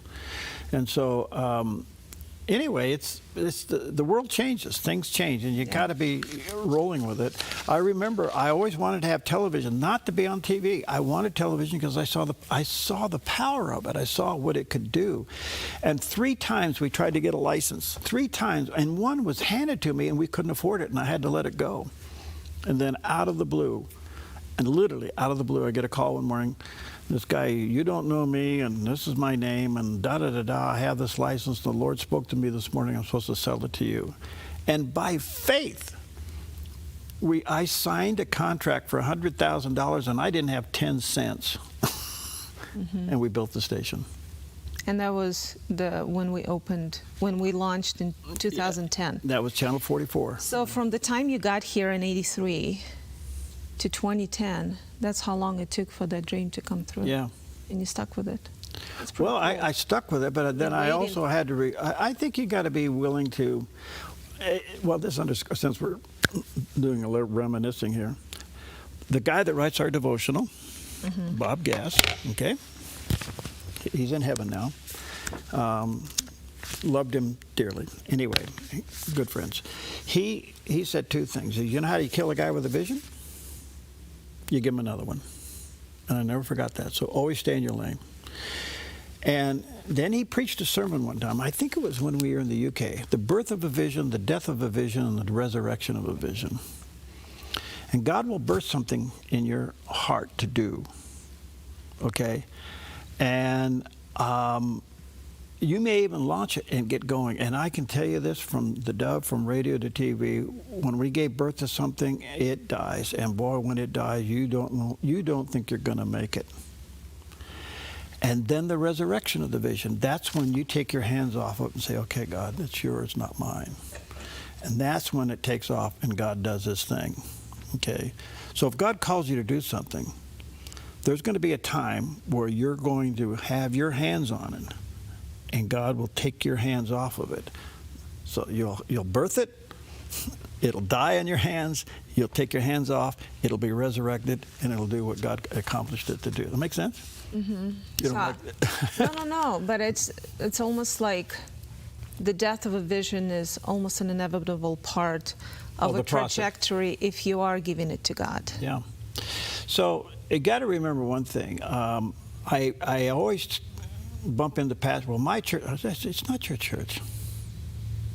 I stop them right under. It's not your church. Oh yeah. Well, it's his church. Well, you just said it was your church, okay? It's my ministry. No, it's his ministry through you. Mm-hmm. And I realize those are play on words, but does it ever get into your heart? We are here today. We're in this studio today doing what we're doing by miracle. By miracle. Everything in this room has not, I put it on paper and it came about another way. Just the way it works, you know. Amazing. But when he calls you out of the boat, you got to be ready to go walk on the water, because water walking ain't for sissies, I'll tell you that. Can I get that as a t-shirt? Okay, so much for that. Let's get to the cake. Okay, well, today is Chocolate German National Cake Day. National German Chocolate Cake Day. Okay. And in case you didn't know, this is not a German dessert. It's an American one. The cake gets its name from Sam German, who was an American chocolatier. And he developed the recipe. The recipe became famous, and now we have the German chocolate cake. So enjoy it. It's made of rich chocolate layers paired with coconut pecan frosting. And it is one of the most beloved America's cakes. And then as far as food goes, we have Corn on the Cob Day, and it is another one of America's favorites. It's been cultivated for thousands of years, dating back to ancient Mexico. Native Americans helped spread the use of it throughout North America long before the settlers have arrived, and now we have this as our summertime favorite. Find a local farm stand, get some corn, and maybe today this could be, I mean, it's going to be hot, so maybe make your dinner a little earlier so you're not. Well, you can do it on a barbecue, but see that one right there? See the white and yellow kernel? Oh, boy, that is so sweet. That's a lot of butter and sweet salt. Stuff. Okay, what is the corn that has yellow? Well, let me check in white with Alfred while you're doing that. Let's have Alfred check out the weather for us. Okay. Bicolor sweet corn. Oh, go ahead to Here's a look at our Thursday weather from Grange Co-op. Across northern Oregon and southern Washington, sunny skies with highs near 77 in Vancouver and 78 in Portland. Wilsonville reaches 80 and McNinnville near 79, with lows tonight falling into the upper 40s to low 50s. Through the Willamette Valley, sunny and dry with highs near 79 in Salem. Albany, Corvallis, and Eugene all top out in the upper 70s with calm winds around 5 miles per hour. Central Oregon stays sunny with highs near 81 in Prineville and upper 70s in Bend and Sun River. Boise stays sunny with highs near 78 and colder overnight lows settling into the 40s. Along the Oregon coast, sunny conditions continue with highs near 68 in Coos Bay and mid-60s in Port Orford. Brookings reaches 62, while Crescent City stays sunny and breezy with highs in the upper 60s. In southern Oregon, sunny skies and warmer temperatures with highs near 88 in Grants Pass and around 90 in Medford. Ashland reaches the mid-80s and K Falls tops out near 82. Northern California turns much hotter with sunny skies and highs near 88 in Wairika. Redding climbs to 104 and Chico near 102 under heat advisories, while Fort Bragg stays sunny with pleasant highs in the mid-60s. Around the Bay Area, hot inland temperatures throughout Santa Rosa near 100 and Napa around 99. under coastal flood advisories. San Francisco reaches the mid-80s and San Jose heats up in the mid-90s with a heat advisory in effect. For Central California, conditions stay hot in Sacramento, Stockton and Modesto around 101, Fresno and Visalia reach near 101 under a heat advisory, while Bakersfield tops out at 104 with lows tonight holding in the low 60s to near 70. It's a snapshot of your Thursday weather from Grange Co-op. Beautiful shot off the top of Roxy Ann this morning. Mount Baldy, looking, well, that's Roxy Ann, looking straight that's to the northwest of the valley. Beautiful, yeah. Yep. Well, born again is one of the phrases that many Christians are familiar with, even though it's sometimes misunderstood. So what did Jesus meant when he told Nicodemus, you have to be born again? Here is David Jeremiah explaining that. The Bible is very clear about this. How does one become born again? Well, someone might reply, you've got to try. You've got to work hard. Really? How hard did you work when you were being born the first time? I mean, I don't think you worked very hard at all. It was your mother who did all the work. You were just along for the ride. You can't be born again through your own effort. Listen to Ephesians 2. Even when we were dead in trespasses, he made us alive together with Christ. By grace you have been saved and raised up together, and we've been made to sit together in the heavenly places in Christ Jesus. New birth has to happen to you from a force outside of yourself. God has to do this in you. You can't do it yourself. There's no such thing in the universe as a do-it-yourself salvation. It's not there. That is what the second birth is. It's to be born of God. The new birth is God birth.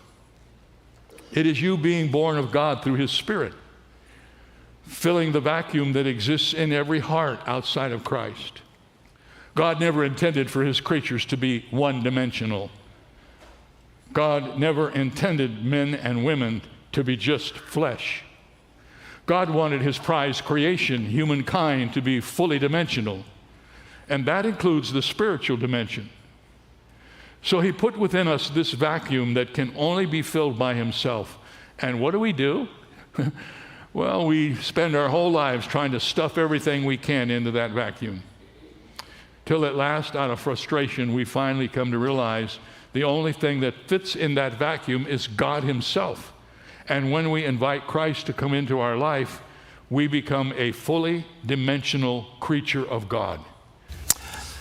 All right, you must be born again, the scripture says. All right, good morning to you. Happy Thursday, better known as Friday Eve. A lovely Paulina Liza with me this morning. Happy birthday. Thank you. And let's Thursday, Friday. Let's take a look at some of the top stories. And as you know, Iran took a drone and took down one of our Apache helicopters. The president responded. And then in the meantime, all the talks have kind of collapsed. I don't even know if we really are still in a ceasefire. We're certainly acting like we're not. And the president yesterday hit hard Iran, and he continues to hit Iran. He said, quote, the bully of the Middle East is dead. I don't know about that statement, but he said the bully of the Middle East is dead. They've taken too long to negotiate a deal that would have been great for them. Now they will have to pay the price. And here's what the president had to say. We hit them hard yesterday, and we're going to hit them again hard today, in case you miss it, in case you don't turn on your television set. And we'll see what happens with the deal. We were really close to a deal, but they keep tapping us along. They keep playing us for suckers because you know what? They dealt with some very stupid presidents. Okay, so I think we're realizing, yep, they're tapping us along, B. We're not getting anywhere. They strung us out. Most people tell you that they get an A+ in delay, and while the delay is going on, they reload. And now we're in a critical state. And you're asking some good questions this morning. Will this interfere with our sincere and authentic celebration of the 250 year celebration of the Declaration of Independence? It could be a bad shadow over the top of this, you know. Well, and gosh, when people are dying, and I hate seeing what's going on there. Yeah. And I'll hold my comments. However, the question still remains there, you know, how is it going to influence our country? And I think a lot of people are feeling the cost of this war with their wallets. You know, the new CPI is out, and the inflation is at the highest since, I think it's the highest since or at the same level as April 23rd, so the Biden administration, the 4.2%.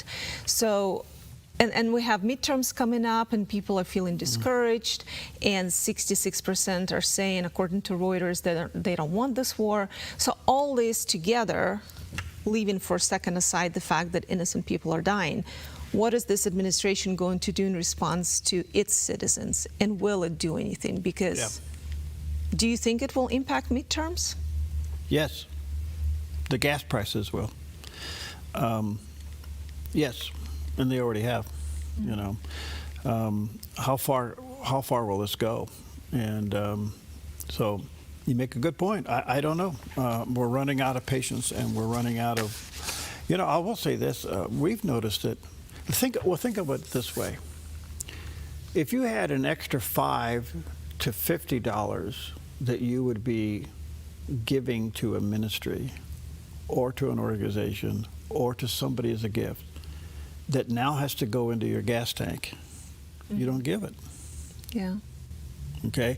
Or you don't buy 2 loaves of bread, you buy 1 and hope next week it'll go down. And that's the impact of $2 and $3 and $4 a gallon increase across the board, whether it's gas or diesel, or what they call clear gas. You get up $7, $8, $9, $10 a gallon in some states like California, which is really out of control. Your discretionary dollar for whatever you're going to do, whether it's entertainment or just food, goes down. Right. And think about how it can also affect us spiritually. Americans, or at least the ones I've met, and I think for the most part people, but Americans, they're very benevolent people. Yes. And you know, so many nonprofits that we like to support, and most Americans that belong to churches want to tithe. But when you have to choose between your tithing and feeding your kids, and you choose feeding your kids, there is still that sense of kind of guilt that you're making this choice. And I can't help but think that that would kind of spiritually be hard to bear. It is. It is. All right. Well, actually, that makes this next story really even worse. Which one? The largest NFL contract is now being signed by Patrick Mahomes. Apparently, it's going to sign a deal for a little over $504 million to play football for the Kansas City Chiefs. And if he meets all the incentives and does everything the way he's supposed to do, that could bump to $522.25 million. Okay, that's almost ridiculous. Right, it's just like another world. It's another world. Most people, it's just like we can't understand the trillions we are in debt as a country. Yeah.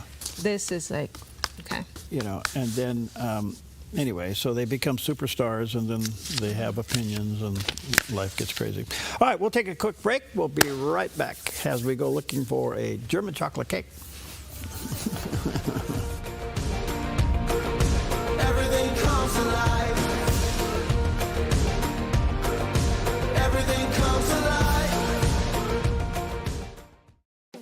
Since 1934, Grange Co-op has been more than just a store. We've been a cornerstone of our community, owned by people like you. We proudly offer top-quality farm and ranch supplies, including our own Rogue feed, as well as workwear, Western apparel, garden essentials, and pet care products. By signing up as a Grange Rewards customer, you not only enjoy exclusive benefits like special offers and 1% back on most purchases, but you also become part of something bigger, a cooperative that you own and help shape. Join Grange Rewards today.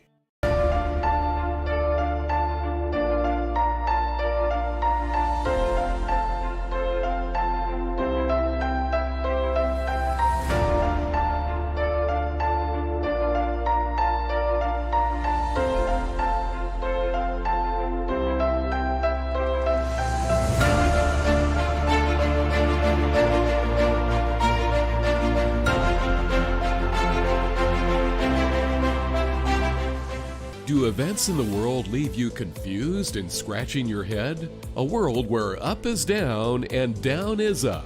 I'm Perry Atkinson. Mornings on the Dove knows how you feel. We're here to offer God's hope and encouragement and to help you to sort it all out.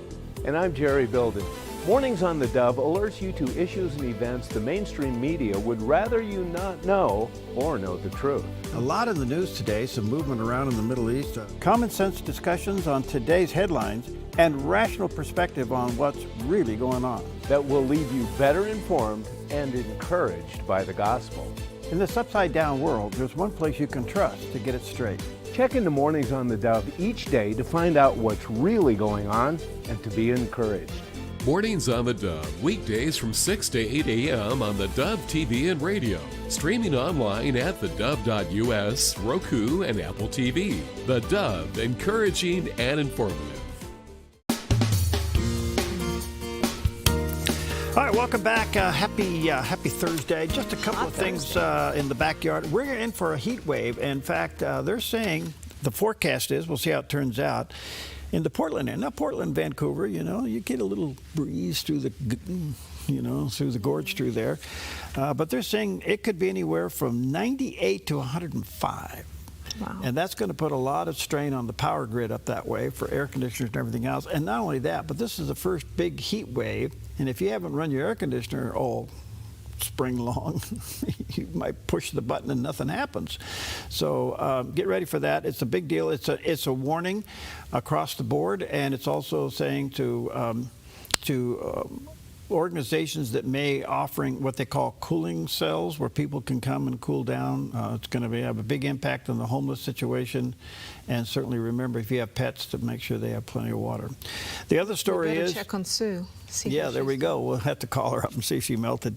Les Schwab Tires is one of the great Pacific Northwest corporations, especially out of the state of Oregon. They're in the Bend, Redmond area. That's where their headquarters are. If you've never been over there, it's really a massive place. The Les Schwab story is just a great story. They have store outlets, hundreds of them, all up and down the Pacific Northwest. But apparently they're going to do a little cutback at the headquarters. They're going to go down, they're going to lay off 70 people at the headquarters and concentrate more at the support level for their local stores. And that could be, and you asked the question, is that AI? Mm-hmm. I don't know. I don't know that. Well, I mean, makes sense. Some jobs, unfortunately, are replaceable. All right, let's take a look at Wall Street this morning on this Thursday. Thank you, Preston, over there at Smart Lawn. If you're smart, you'll call them. You'll never mow again. Your mower will be a leaf blower. Well, in the meantime, look at this. The Dow jumped up 374 points, almost 375 points. The NAS is up 242.5, and the S&P, which drives everything, up over 51 points this morning. Wow. I guess it likes the fact that we may be coming to some kind of conclusion. Who knows? Gold's down to 41.10, silver's back to 64.30, and crude oil's down about 80 cents, $86.50 for crude oil. So that's what's going on there. Yeah. Well, President Trump has asked for an extension of FISA, and Senator Rick Scott was on Fox Business's The Bottom Line show with his thoughts on whether it will happen. Well, first off, I think everybody here wants to make sure we can surveil foreigners, but nobody wants to surveil Americans. I've been surveilled, after January 6th. Under Biden, they stole my tax returns, released them. Nobody is held accountable. Bozenau did it. They weren't held accountable. Under Clinton, they targeted my company because I went against Hillary Care. So there's weaponization of government's happening. So Bill Pulte is not the issue here. The issue is we all have to get in a room. Everybody that wants to make sure, there's two streets here. We do want foreigners surveilled. We don't want Americans. There's a deal here, but we got to get everybody in the room and come up with it. We've got to get a warrant requirement. We got to make sure that they can't do this. Here's my concern. We know that under Obama, we know that under Biden, that people have abused the system. Have you heard of anybody getting fired? No. There's no accountability. So I want accountability. If I'm a business guy. If I did the wrong thing, people didn't do business with me. So your federal government needs to start working the same way. And that's why we need a warrant requirement. But here's what I don't get. So we'll do an extension probably for a couple weeks, 3 weeks, but everybody will talk to each other. And then the last few days, people say, oh, we got to get this done. No, let's sit down. Think about it. In a business, what you do is if you want to get something done, you sit down every day and you listen. What are your concerns? How can I address your concerns? That's not happening. That's what we have to do. All right, we'll see. Yeah. I don't know. Wait and see. What was the soap opera? Which one? I want to say As the Stomach Turns, but it wasn't that. What was it? Something Turns. Oh, As the World Turns. Oh. as the world turns. As the world turns, As the tomorrow world comes Friday, turns. and we'll find out what happens. All right, we'll take a quick break. We'll be right back. My great deliverer, my strong defender, the Son of God. I trust in Jesus, blessed Redeemer.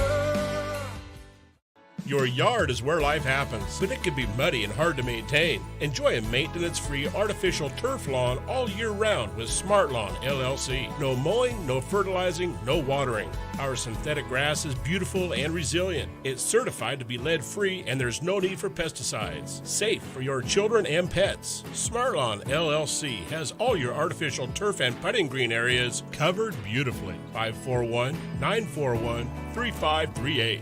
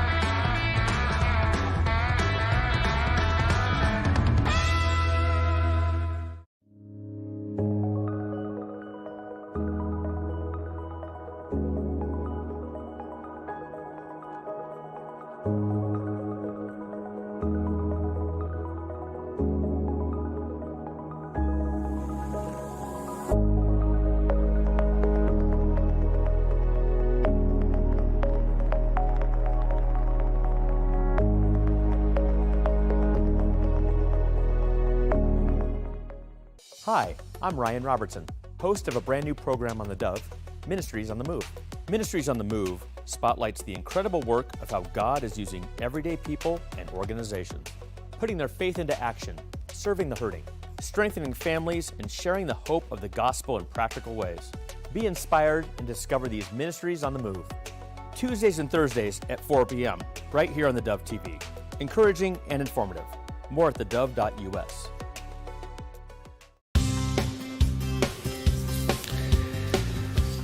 Okay, good morning to you. 27 before the hour. Of course, the Middle East is the Middle East, a lot going on. And as you know, things have changed. I don't know if we know. I was looking around here even this morning. Is the ceasefire still there, but it's being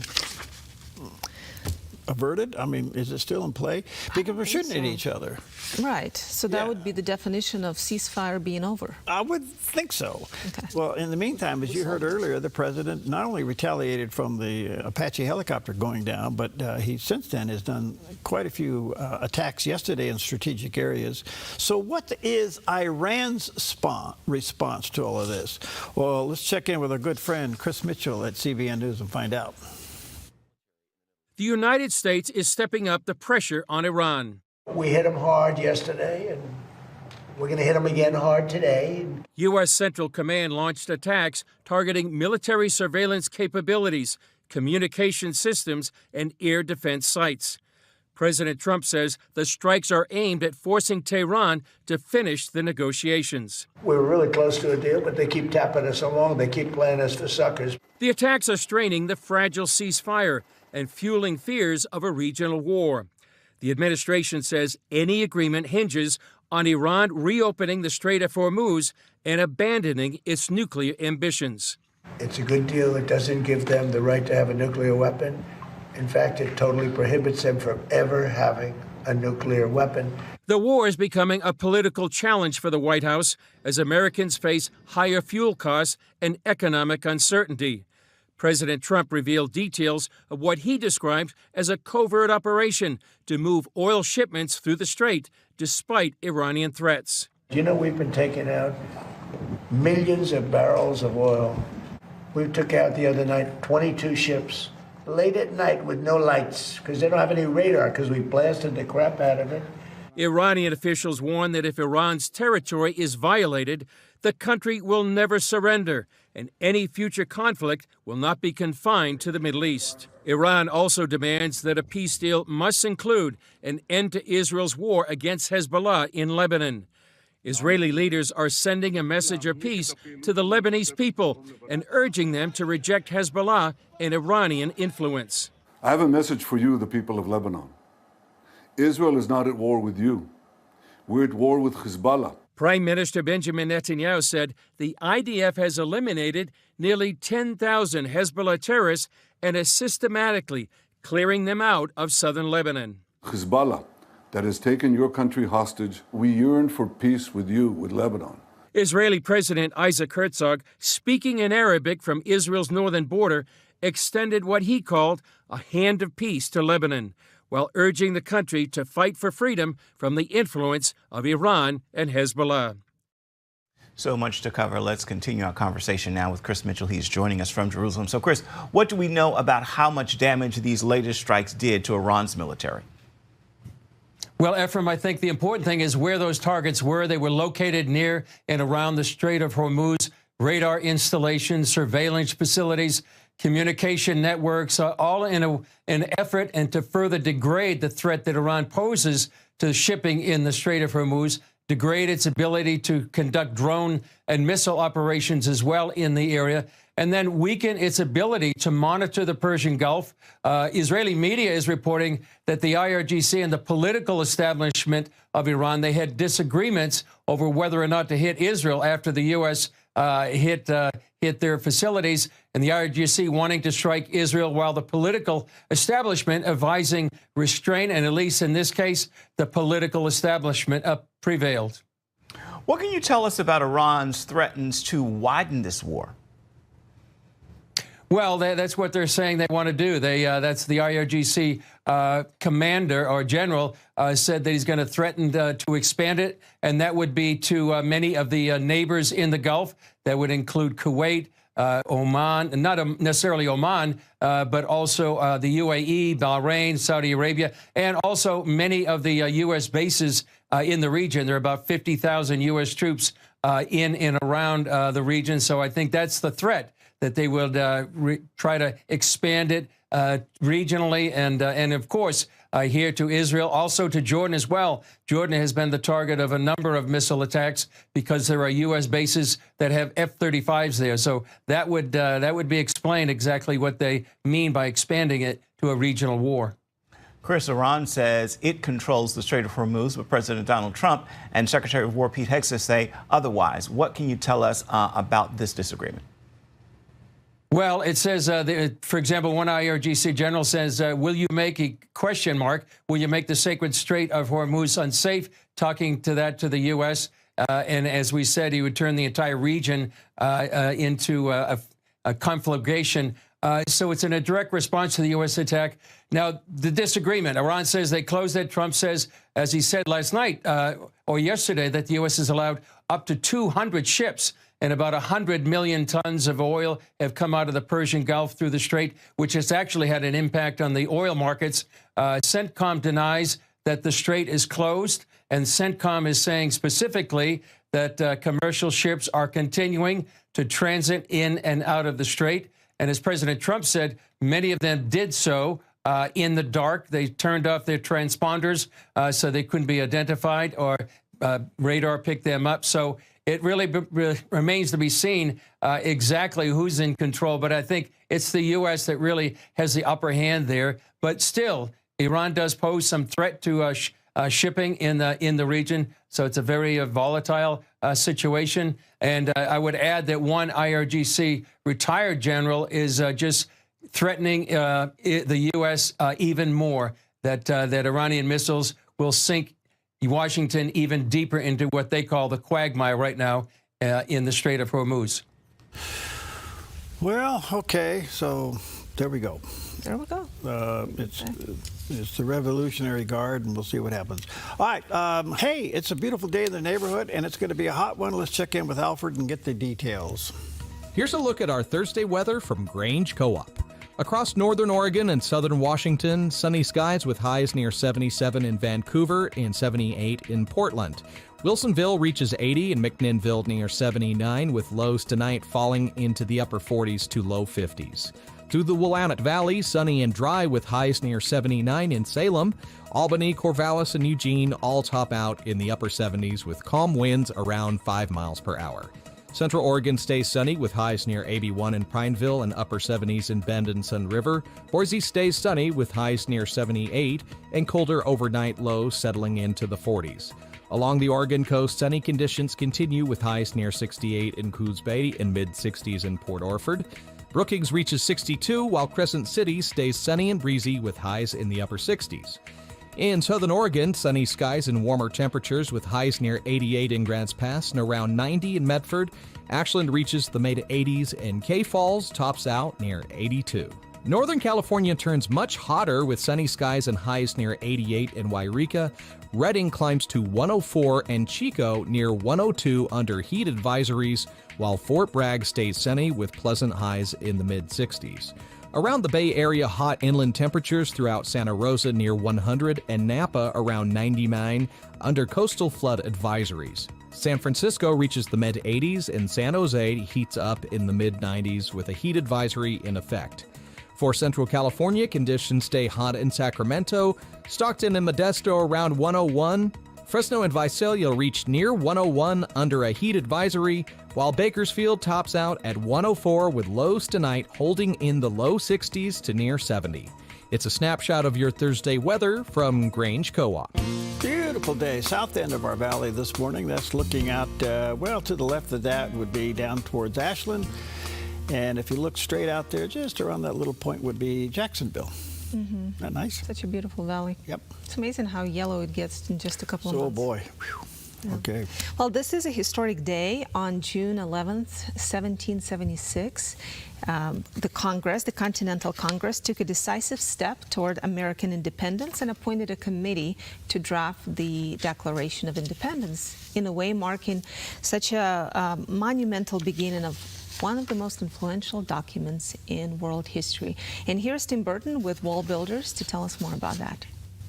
The Congress determined that before we separate, we probably should have some kind of explanation for why we're separating. It became known as the Declaration of Independence. There was a committee of 5 that came up with it. It was Jefferson and John Adams and Franklin and Livingston and Sherman. They're the ones that come up with this, although Thomas Jefferson's the primary author. And if you look over my shoulder, the original draft of the Declaration, that's the first printing of the original draft of the Declaration hanging on the wall behind me. You actually can get online and see it today. And Jefferson's own handwriting, it's amazing. And the second paragraph is where he lays out the American philosophy of government, that we hold these truths to be self-evident, that all men are created equal. They're endowed by their Creator with certain inalienable rights, and among these are life, liberty, and the pursuit of happiness, that to secure these rights, governments are instituted among men, deriving their just power from the consent of the governed. They open the acknowledgement, like, why are we separating? We have a different idea of government. We have a different philosophy than Great Britain does, because we believe that there's a Creator and He gave us our rights. And the main role of government is to protect those rights, and then we believe in control of the people, consent of the governed. That's why in the Constitution it starts off with we, the people of the United States. They believe that we should have power, not just one arbitrary figure thousands of miles away. And they go through incredible effort to make this happen. In fact, at the end of the Declaration, they conclude the thoughts by saying that with a firm reliance on divine providence, we mutually pledge to each other our lives, our fortunes, our sacred honor. And when they signed up for that, that's exactly what they did. Lives, fortune, and sacred honor. Mm-hmm. That is quite a commitment. Yeah, well, and it's amazing when you look at their lives, you see that how many of them used their own funds to fund the revolution. Yeah. How many of them went into debt, were arrested for not being able to pay that debt, lost their wives, their families, their homes, and really sacrificed a lot in their personal life for the vision that they had. It's a pretty remarkable story and part of our history. Yeah, if you ever get to go to do a Christian tour of the United States up and down, which would be the East Coast, from Plymouth Rock all the way down to Mount Vernon and all that area down through there. There's a place there in Williamsburg where you'll go to the church that Patrick Henry gave his famous speech, and they reenact it. You actually go into the church, they've redone it, and you go in there and you sit down, and these actors come out dressed in that time, and his powerful speech, give me liberty or give me death. Pretty powerful, pretty moving. Well, the Declaration of Independence is not really long, so I would take time to read. I mean, it's pretty fascinating to think that that's like Tim said there, the Congress was like, okay, we want to separate, but what's the reason? Let's put together a really nice document that actually can withstand the test of time. And here we are, 250 years later. Wonderful. All right, Pat Boone. Well, he's been around for a long time. We used to carry the Pat Boone radio show years ago. Really, on the Dove? On the Dove, Cool. yeah. He's 92 now, and he was asked a question if he recommends being famous. Here's what he had to say. No. No, I don't. And do you ask why? Well, sure, because it's been fun. It is fun. There's a lot of privileges that come with it. People give you a nice place in the restaurant, maybe, or get up and give you a seat, especially if you get old like me. But they also expect things of you, things that you may not be willing to always give, and that is privacy. You know, there are times when you just don't want to accept the responsibility of fame. You'd like to just be your normal self and do things, and at the same time, whenever you do mess up, and we all do, the likelihood that you will be known for messing up, whatever that is, and you can't escape it, you'll always be known for that. And also the responsibility of using the blessings when people know that you have made a lot of money. A lot of people want their share, they think. And I'm a giver. I like to be a giver. But I've reached the place almost in this life where I've given about all I can. And yet, I hate to tell people, you know, I can't give you as much as I think you probably think I should. But I am going to give you what I can, because I am a cheerful giver. I'd like to be famous for giving, for loving, for living a good, worthy life, a good example to other people. And I'm thankful that so far, 92 years along, I haven't done anything that I'm terribly ashamed of. But that's a big responsibility. Isn't that beautiful? Yeah, he's pretty honest there. Yeah. And some of the things he said, especially, you know, the sides of fame that people don't see, you know, the expectations that people have. I mean, you're relatively famous in the Valley and probably in the areas where we broadcast, but do you sense the same kind of a expectation from people? Not necessarily about giving, but just your time, your, well, you're head of the ministry, so you gotta support us, you know, whatever. People come up with expectations that you can't meet them all. Yeah. You can't meet them all. And when your heart is to give, and your heart is to share, and your heart is to be a part of something, sooner or later, you can't do it all, and you have to cross that in your mind. I mean, I think he expressed it really, really well, because you get to the point now, can I end well? I often think of Billy Graham, and I really do. He ended well. And you're only known for mistakes and scandals these days, unfortunately. He's absolutely right on that. Yeah, you know. I was going to say, you know, when you're in the public eye, everything is just magnified, and you're under a microscope. And while some people can, so to speak, get away with things, God sees everything. But as a public person, a little mess up becomes a huge legacy blemish. And unfortunately, people hang on to it. I'm glad to see that he's at 92 is well, you know, there was a time where he was very active in ministry too. I mean, he is a solid believer and has been for quite a long time. First time I met, this is no joke, the first time I met Pat Boone is when he was consulting, so to speak, or friend and becoming a strong friend of then Governor Reagan. And I met Pat Boone and Governor Reagan in the governor's office right after he was sworn in as governor. And I was working for KCRA radio and TV at the time, and got to go down there, and I was assigned to go down there and record these guys. And so that's the first time I met Pat Boone. And he was helping, advising. He was kind of like, if I could say this correctly, he was kind of like a spiritual advisor to the governor, you know, and he was very strong in his faith. Quite a guy, and of course, through the years, he's been at the NRB, and sure he comes in his white shoes, you know. But he's been a very strong Christian, and he's held that very strong. His wife Shirley and them, just really great people. But he was very good friends with then Governor Reagan, and that's the first. I've met him on many occasions, but that was the first time I met him. Mm-hmm. And I was young and dumb. I mean, I knew he was Pat Boone, and I knew that the governor was the governor. But look, now he went on to be president, and look who he is. You know. Well, and he might have appreciated. I've heard from people who became famous. They missed the simple relationships where they were just treated as a normal human being, not by a starstruck person who just wants to look at you like you're something special. Yeah. So. All right. Very interesting. All right, good stuff. All right, we'll take it. By the way, it makes today's special German chocolate cake day. Oh, yes. We're still looking for one. And all I found is last week's donuts. Last week's donuts. We'll be right back.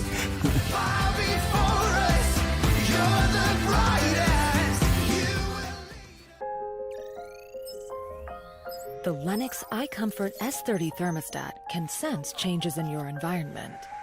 It even knows when you come and go. So now your home's most important system is also the smartest. Metal Masters can give you the smartest home comfort system available. It knows when you're away and adjusts when allergens and humidity get uncomfortable. Trust Metal Masters to provide perfect air for your family. Lennox. Air is life. Make it perfect. Your sweet tooth just became a force for good. The Salvation Army's Taste Good, Do Good Challenge is on June 5th through the 30th. And local bakeries, restaurants, and shops are serving up exclusive treats you can only get during the challenge. Hit different spots, collect punches, and vote for the best bite in town. And every delicious stop helps support local kids and veterans right here in our community. Start your adventure at tastegooddogood.net. The Black Barn Kitchen and Deli is a farm-to-table restaurant located in the historic schoolhouse in Jacksonville. Offering upscale dining and casual fare, enjoy brunch, deli, and dinner, featuring local source ingredients we grow. A warm sense of comfort greets you as you're surrounded by stunning artwork by my wife. We're a community-based business. With every sandwich you purchase, we give one back to our community. It's a feel-good experience. Come visit the Black Barn Kitchen and Deli in Jacksonville.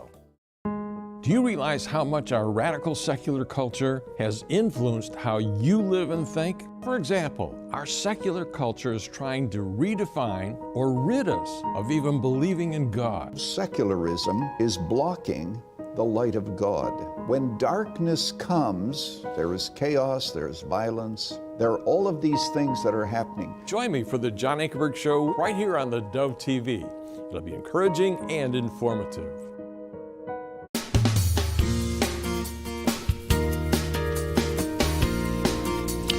All right, welcome back. We're almost out of time. Let me see if I can squeeze this in. You can, yeah. Okay, I had Colonel Wesley Martin on, and he were talking about what's going on in Iran. I said, do you think the people in Iran will ever rise up again and take the country back? And here's what he had to say. President Trump did send weapons to the Kurds back in December. Unfortunately, what happened is the Kurds kept the weapons. Just like when President Obama sent weapons to the Kurdish leadership during the ISIS problem. The Kurdish leadership kept the weapons, and if the Peshmerga soldiers wanted the weapons, they had to buy them and they had to buy the ammunition. The weapons can be got into the country.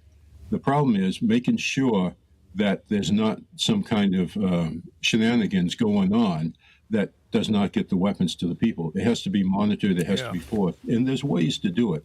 The Baluch in the southeast, the Arabs in the southwest, the Kurds in the northwest, the Azeris in the north center, and 55% of the population, they're Persian. They do want to rise up.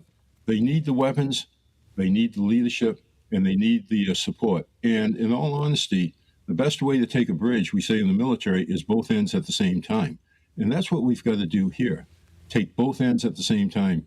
Reach out specifically and work with the Iranian people, work with the resistance elements. Okay. Well, basically what he's saying is that they were at that point, he has given them weapons. I don't know if it's going to go on beyond here, but at some point, I think the ideal situation in Iran is let the people take their country back. So it's been said that there's such a revival, underground revival going on inside Iran, that if it was to emerge today, it's highly possible that it would be primarily Christian, which is hard to believe. Interesting. Okay. Take with you Matthew 16:18. On this rock I will build my church, and the gates of Hades or hell shall not prevail against it. That is a promise. We live in one of the most beautiful spots on earth. That is the southern part of southern Oregon. If you look a little to the left, you'll see the walls that separate us from California. There's some pretty spots there too. Yeah, and it's a gorgeous place. All right, we'll be right back.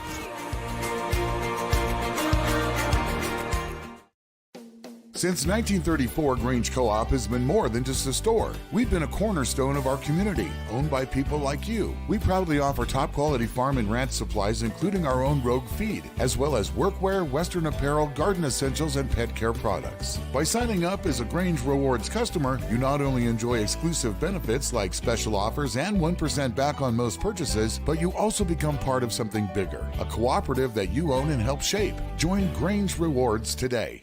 Applegate River Golf and RV Resort, a pristine 9-hole course alongside the Applegate River. Their clubhouse offers a golf simulator experience. The RV Resort is adjacent to the golf course with convenient pull-through parking. Applegate River Golf and RV Resort. Information at applegaterv.com.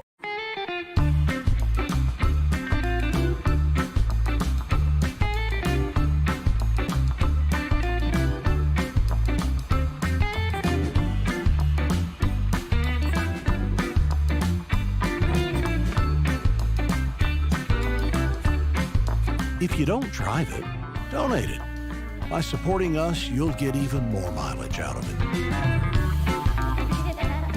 Thank you from the Dove TV. In a world desperately seeking truth, Cliff Connectley and his son Stuart travel across the U.S. to give an answer for questions, doubts, and challenges concerning faith. What is the evidence that Muhammad spoke the truth? What is the evidence that Jesus Christ spoke the truth? Their mission is to ignite a passion for truth, guide individuals to embrace faith, and help people find purpose, engaging skeptics. It kind of sounds like then that God punished us. The vast majority of chaos in nature is a direct result of God stepping back. They're driven by a deep commitment for spreading the message of Christ to a world who needs it. But you see, what Satan has done is he's put doubt in our mind. Join them as they strive to make a lasting impact on lives and hearts, sharing the love of Jesus with an unwavering dedication. Because God loves you, and God has given you gifts. Watch Give Me an Answer, weekdays at 3 on the Dove TV. This little light of mine, I'm gonna let it shine, gonna let it shine. This little light of mine, I'm gonna let it shine. This little light of mine, I'm gonna let it shine, gonna let it shine. Oh, shine. The world has a view, but God has the vision. With Alveda King and Women of Faith, Tuesday at 8:30 on the Dove TV.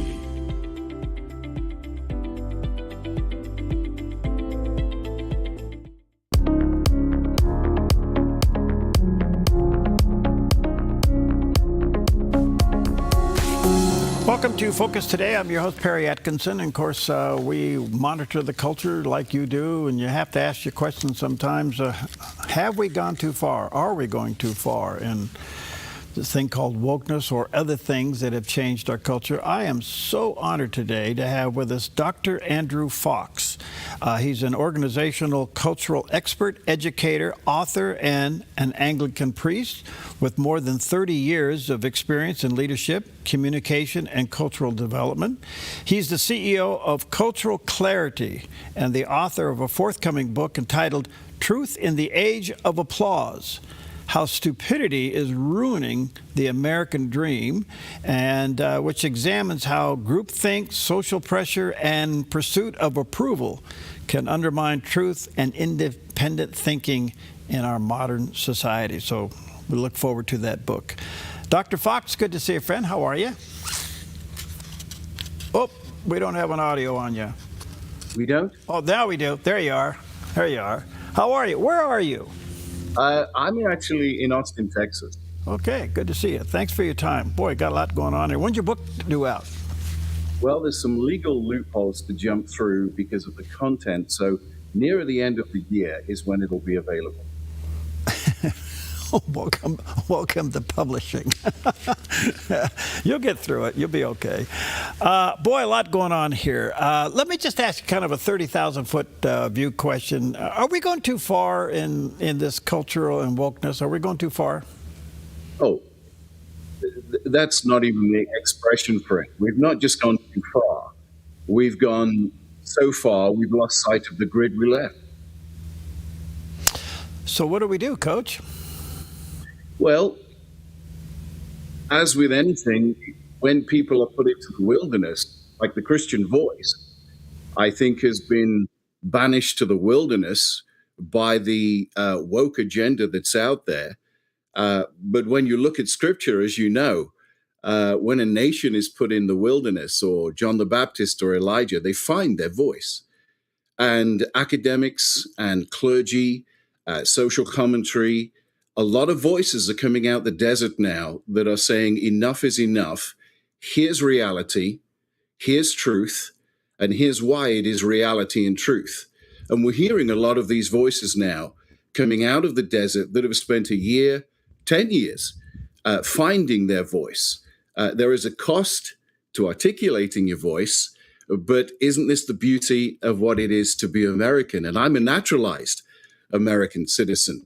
Our First Amendment rights to do this. Okay, so let's drill down on this a little bit. I think there is an awakening. I think, to your point, we are finding our voice again. There is the pushback. It is starting. Seems to be healthy and growing. And yet there's some other things that offset it. Recently, New York lawmakers have passed a bill replacing the terms like mother and father with gestation parent. I mean, if these things get codified into law, where does that leave us?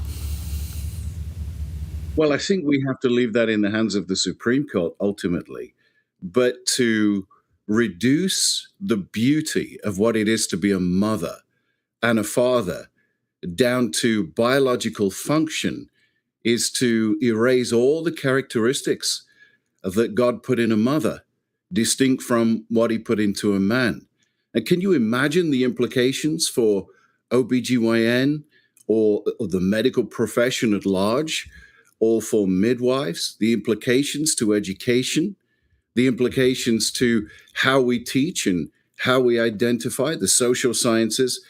It is the stuff of Saturday Night Live 26 years ago when I moved into the United States that has now become an actual way of life.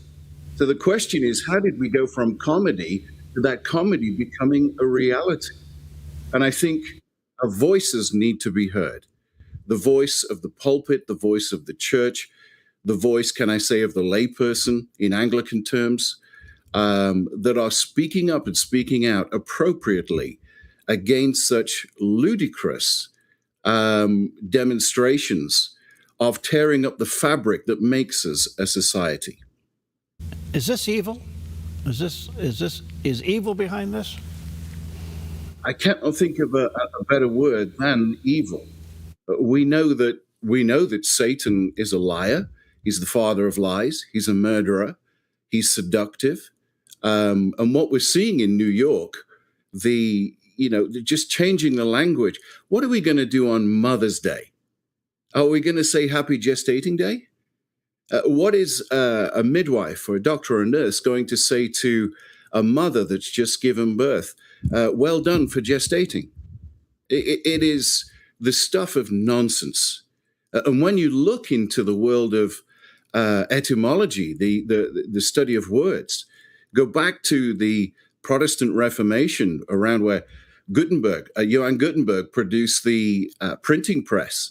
That's where literature took root in our society. We got the King James Version and so many other things. It was the vehicle for the Protestant Reformation. And when you take it from there in printed literature and spoken words throughout history to our present day, it takes about 50 to 100 years for words to be changed, to become normalized in society where everyone intuitively knows what they mean. New York want to do it in a week. So just historically, it is the stuff of nonsense. And so evil is, I believe, the correct word, because it is tearing up what God made in Genesis 1 and 2. And the beauty, not only of motherhood in the Old Testament, but of course, as my Roman Catholic friends would say, Mary, the mother of Christ, be it unto me according to your word. Be it unto me that I'm a gestating human being? No, be it unto me according to your word, that she was the mother of Christ. You cannot tear all of this up. So, Dr. Fox, why has the faith community allowed this to happen? That's a very large question that I certainly have no grasp on the church in the United States. I think that would be very arrogant for me to say that. But in my own world and in my own lifetime, I think the pulpit needs to be readdressed, expounding the scriptures. No more TED Talks. No more 5 steps, 2 principles, 3 keys. No more how-tos, but expound the scriptures. Because even through a young preacher, when the scriptures are presented properly, truth stands on its own. The scriptures tell us your word endures forever. And so less entertaining, less trying to build the crowd and woo the crowd, and more feed my lambs, feed my sheep. Take care of my lambs, take care of my sheep. And let the word of God speak for itself. And so I would say that is one of many places to look that would inspire people to live and understand the scriptures.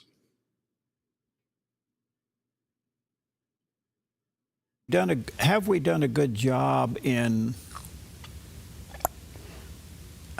let's see, I guess making disciples or teaching our congregations the fundamentals of the faith? Or are we just trying to give them a sermon for the week? That is a very good question. And I come from the Assemblies of God world in both the UK and the US. Before I transitioned over to the Anglican world from pastor to priest, I would say what I've noticed in that journey is the difference between how the scriptures contextualize discipleship and how we do it in our culture today. So I think your audience would agree that discipleship is not a program. It's not something you subscribe to the point of graduating from. And programs are very good. But it's, as the scriptures say, as you go, say this to the next generation, say that to the next generation, press it onto their hearts. You've only got to go back to the book of Exodus, where God gives Moses this marvelous new way after being set free from the Egyptian slavery called Passover. What a beautiful, beautiful foreshadow of Christ, our Paschal Lamb. And in Exodus, it tells us that God said to Moses, and when future generations ask you, what does this mean?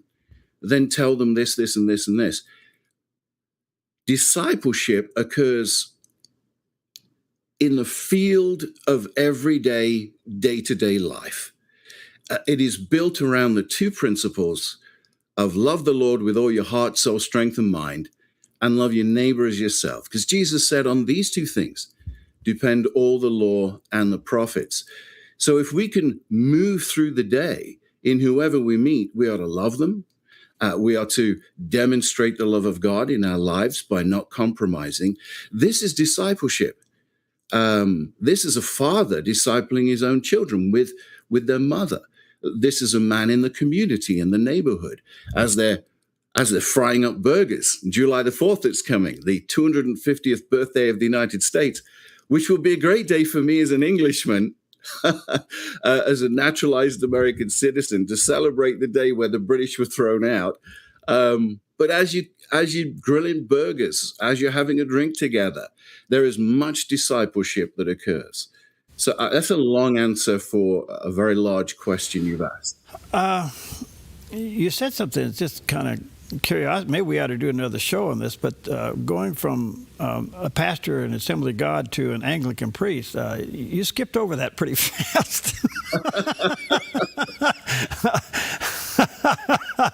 I don't know if you want to explain that one, but that's quite a leap. And I'm not asking you to speak against either one. I guess I'm saying, what happened to you? What happened in your heart that made you go in another direction? What was God telling you? Well, I entered a PhD program, and my research was, intercultural communication, intercultural studies. And it focused on the Eucharist, Holy Communion. And I was asking, what happens? Because through church history, it's been handled in so many different ways. My evangelical brothers maybe have it once a month or once a quarter. You go to the other extreme, and the more Protestant and formal churches have it every single week. And there has to be an altar present all the time, apart from, obviously, Good Friday, where the altar is stripped. I began to research this historically, theologically, sociologically, asking the questions, how were scriptures interpreted historically around this beautiful table of the Lord? How was liturgy developed? What were the limitations and invitations to this? How was it abused? The question of all research is, so what? And I wanted to develop a model for communicating biblical truth through the celebration of Holy Communion. And as I was doing that, it took root deep inside of me. And I couldn't escape it. And so part of the research was to observe and attend and interview a lot of different church leaders. And I found myself going back to the Anglican Church, which originates in Great Britain from Canterbury, and started to attend their extra services. And after 12 years of not being a pastor with the Assemblies of God, but being more on the academic side in teaching, the Lord was calling me back. I'm 58 years of age. I've been a priest for a little over a year right now. And I don't want to do this. I know what's involved in being a shepherd of a church. I'm happy with my life. But the Lord's persistent call kept coming back to me. I want you to take up that mantle again, and I want you to be an Anglican priest. And I went kicking and screaming. I even told this story to my now bishop, saying it's not my choice, it's God's choice. But when I laid down, prostrate on the floor, face to the floor, which is how ordination happens, and the bishop laid his hands on me, there was something of the Holy Spirit that came alive in my heart to say, now I'm going to do something new in you, Andrew. And I believe this is part and parcel of the voice in the wilderness, of coming out of the wilderness in a different context. And we planted a church 17 months ago. We outgrew our first building. We're full now in our second building. And people from all different kind of church persuasions are coming in to a curiosity of, what is this bread and wine? What does it mean? And when we receive it, what's actually happening? So that's become very exciting for me. And of course, even in this interview, I'm not wearing a collar. I only do that on a Sunday. I'm a man of the people. But that's my story, and God is blessing it. It's His church. I'm I think the big difference between pastor and priest is a priest is more sacramental in the sense of the sacrament being a visible sign of an invisible grace. And when somebody comes into a church and they see a collar and some vestments, it's a reminder that Christ is with us. The priest is never Christ, but Christ is with us. And so I'm enjoying it. I feel I'm in my lane. I didn't go looking for it. God came looking for me. And I'm really just obedient to his call, but I'm loving every moment of it. What a fascinating story. Let me take a break here. Dr. Fox, I'll come back, and I do want to talk about your book, The Truth in the Age of Applause, but I'm also hearing the underpinning of a personal book. Let me encourage you to write that story. It's pretty good. You need to write that story. All right, let me take a break. We'll be right back.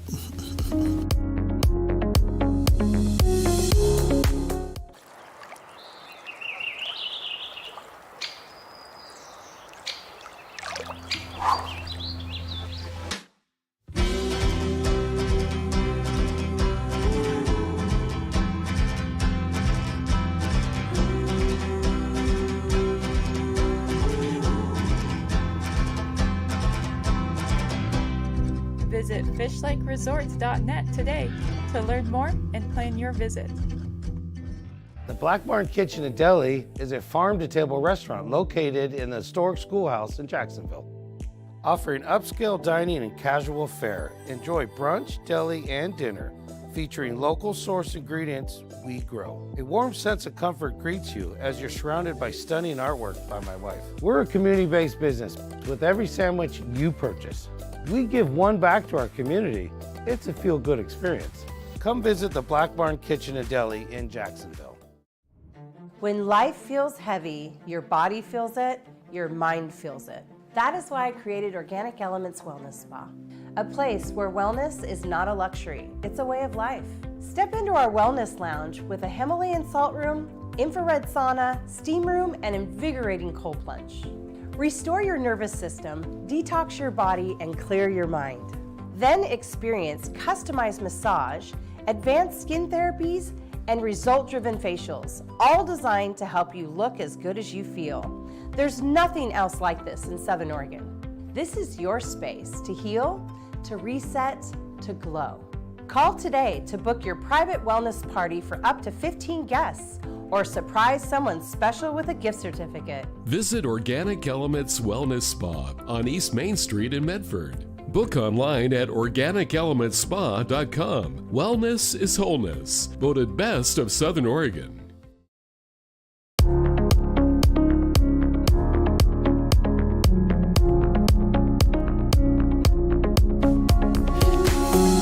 All right, welcome back. What an honor to have with us today Dr. Andrew Fox. He's quite a guy, an Anglican priest. His own journey is fascinating. He's also the CEO of Cultural Clarity, and the author of a forthcoming book called The Truth in the Age of Applause, How Stupidity is Ruining the American Dream. So we look forward to that book coming out. I was thinking during the break, Dr. Fox, you could write your next book from A to A. That would be good. That would be good. From the assemblies to the Anglican. Okay, wow, let's talk about what's behind the truth in the age of applause. What's what you're thinking here?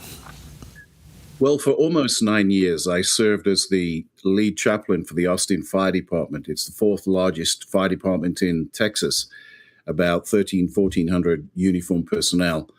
And during that time, near the end of that time, I wrote a blog that questioned biological men competing against women in athletics was yet another insult at the beauty of what God distinctly created in a woman. And it had nothing to do with my role as a fire chaplain.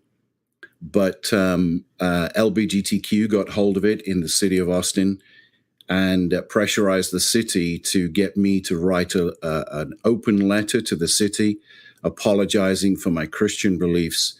And of course, I would not do that as a Christian. But also added to that was, that is so un-American. We have First Amendment rights to articulate things appropriately, both in written form and spoken. This was my opinion based on my Christian beliefs. So they immediately terminated me. The Alliance Defending Freedom took up my case, and it took 4 years to settle the case. But once it had been settled, the big win was nothing to do with money, but a letter that the city had to write recognizing the Christian voice in me and commending me for my service to the city. The termination letter told me that I didn't hold to the values of the fire department. Their letter of commendation after 4 years of legal battle commended me for my upholding the values of the fire department. So again, in a woke world, the left hand does not speak to the right hand, and it comes across as the most unintelligent movement in the world today. That's where the book comes from. Biological men claiming to be women competing against women. People applaud that, and the more loud the applause is, the more people believe it. And going back to our previous conversation, it's the same with changing mother to gestating parent. The applause after that was announced. And what the mayor in New York is doing, using taxpayers' money for transgender surgeries, even upon young adults. It is applauded, and the louder the applause, it becomes truth. I disagree with that. Truth is based in reality, and the reality is that God exists. We were made to be in fellowship with him. He created the world. Sin came in. It corrupted the world. Christ came and set us free from the curse of sin, death, and the grave, and we wait for his coming again for the resurrection to be likened to his glorious body. He has given us the Holy Spirit, so we're not left as orphans. He has given his precious word to us, so we're not left ignorant. And so, again, we must stick to these things that are embedded in the creeds of the church. My book came as a result of all of this non-American experience that I had, that the truth that LGBTQ could be right over someone that is serving the community and serving his brothers and sisters in uniform is absolutely hideous. So the book uses Dietrich Bonhoeffer's interpretation of stupidity, a brilliant man, very sadly put to death by the Nazi regime just months before the end of the Second World War. The only theologian to go up against Adolf Hitler. His definition of stupidity was this: it's not that you lack intelligence or knowledge or even the experience. It's the fact that you abandon moral and truthful independent thought just to go along with the prevailing ideology. Of course, he was speaking to Nazi Germany as the prevailing ideology. But the same principles apply today. It's watching hordes of people applaud things without even any independent thought or moral guidance. So we see this in corporations. We see it in school districts. We see it in church districts or dioceses or church groups where we change language and then we bring policy to that language. And then we enforce anyone using that language wrongly. And then we bring consequences to that. And it creeps in and creeps in and creeps until it becomes law. And so I come back to my original statement that the voice in the wilderness needs to come out. And this book is a particular voice in the wilderness. I quote depositions and some very sensitive things that need to be named and stated. So truth prevails.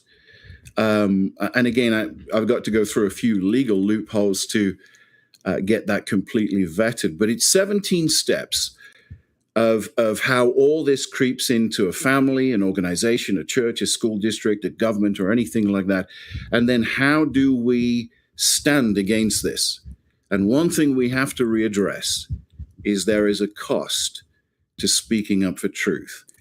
And if I can say with the greatest respect, I think my home country in England and now my wonderful adopted country of the United States needs to really embrace the persecution that comes through standing up for truth, the loss of friends, the loss of a job, the loss of opportunity. But Jesus said if we are forsaken by all these things, he'll never forsake us, and the righteous never beg for bread.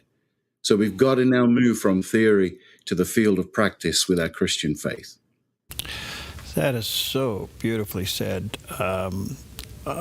Let's just plan on having you back soon, before maybe right on the edge of your book being published. It's called Truth in the Age of Applause, and how stupidity, according to Bonhoeffer, is ruining the American dream. One last question, Dr. Fox. Maybe you can speak to this directly. It's so sad to see just about every major denomination in the world, including the Anglican Church, split over the LGBTQ agenda. It's not only sad to see it happen, but you kind of wonder, is this God separating the wheat from the chaff? That's a very interesting question. I do think LGBTQ is weaponized. It is not for the common good. It is not considerate of all persuasions, beliefs, religions. It is specific. And with my 12 years in the academic world in 3 different universities, some of my colleagues on the faculty, they were homosexual and lesbian and wanted nothing to do with LGBTQ.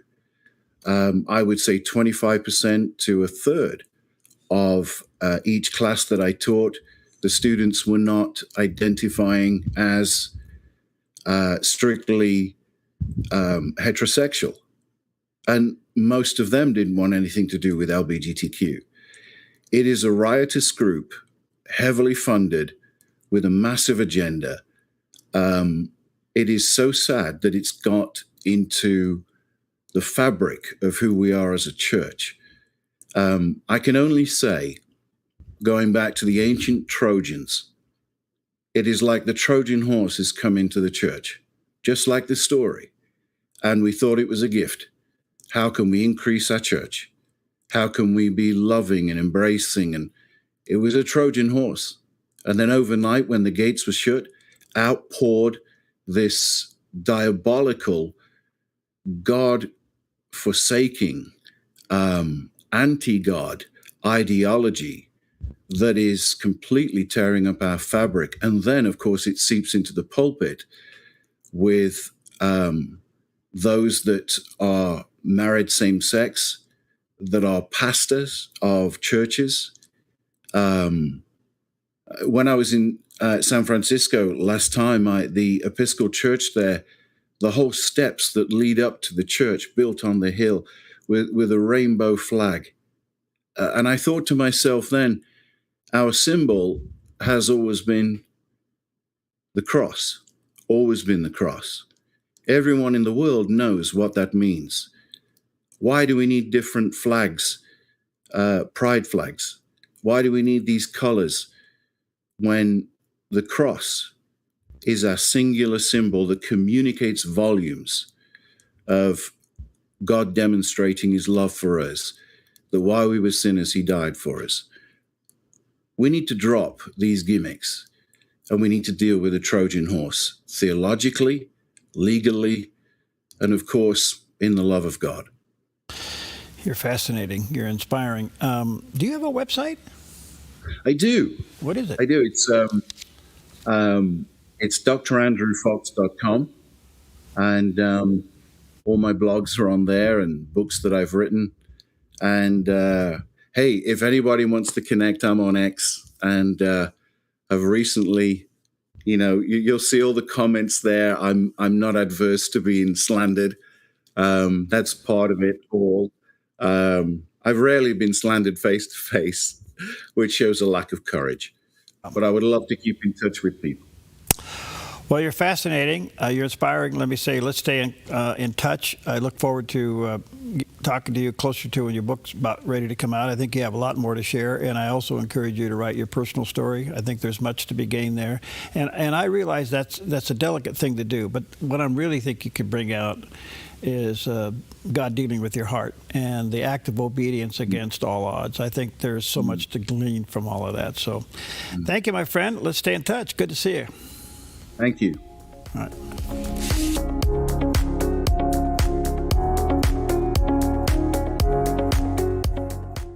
I'm Susanna, and I contracted KA Designs to do custom cabinets throughout my house.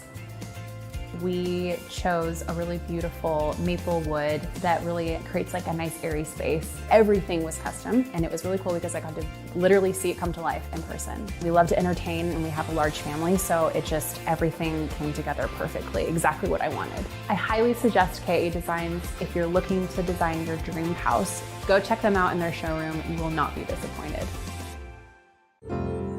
Come fall in love with Northridge Senior Living, where contemporary sunlit interiors meet old world elegance. Walk through our lovely hallways and enjoy the fun staff-led activities. Forge lasting friendships with other residents and our exceptional caregivers. Dine in style. Gather near the fireplace under breathtaking chandeliers. Our reasonably priced apartments are spacious with private balconies.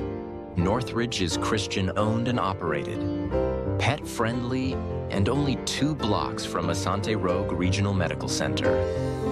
On-site, in-home care is available. We also offer senior adult daycare. Your loved one can spend the day with us, and the evenings with you. Northridge Senior Living, your home. Hey, this is Ed, co-owner of Visiting Angels. To continue to serve our seniors, we need more caregivers with a heart to serve. Our mission statement is honoring the art of giving, which means we honor you, the caregiver. We know it's our people that make Visiting Angels the best in-home care provider and a great place to work. Come be our next amazing caregiver. Give us a call or apply online. At Visiting Angels, we're committed to you because we honor the art of giving.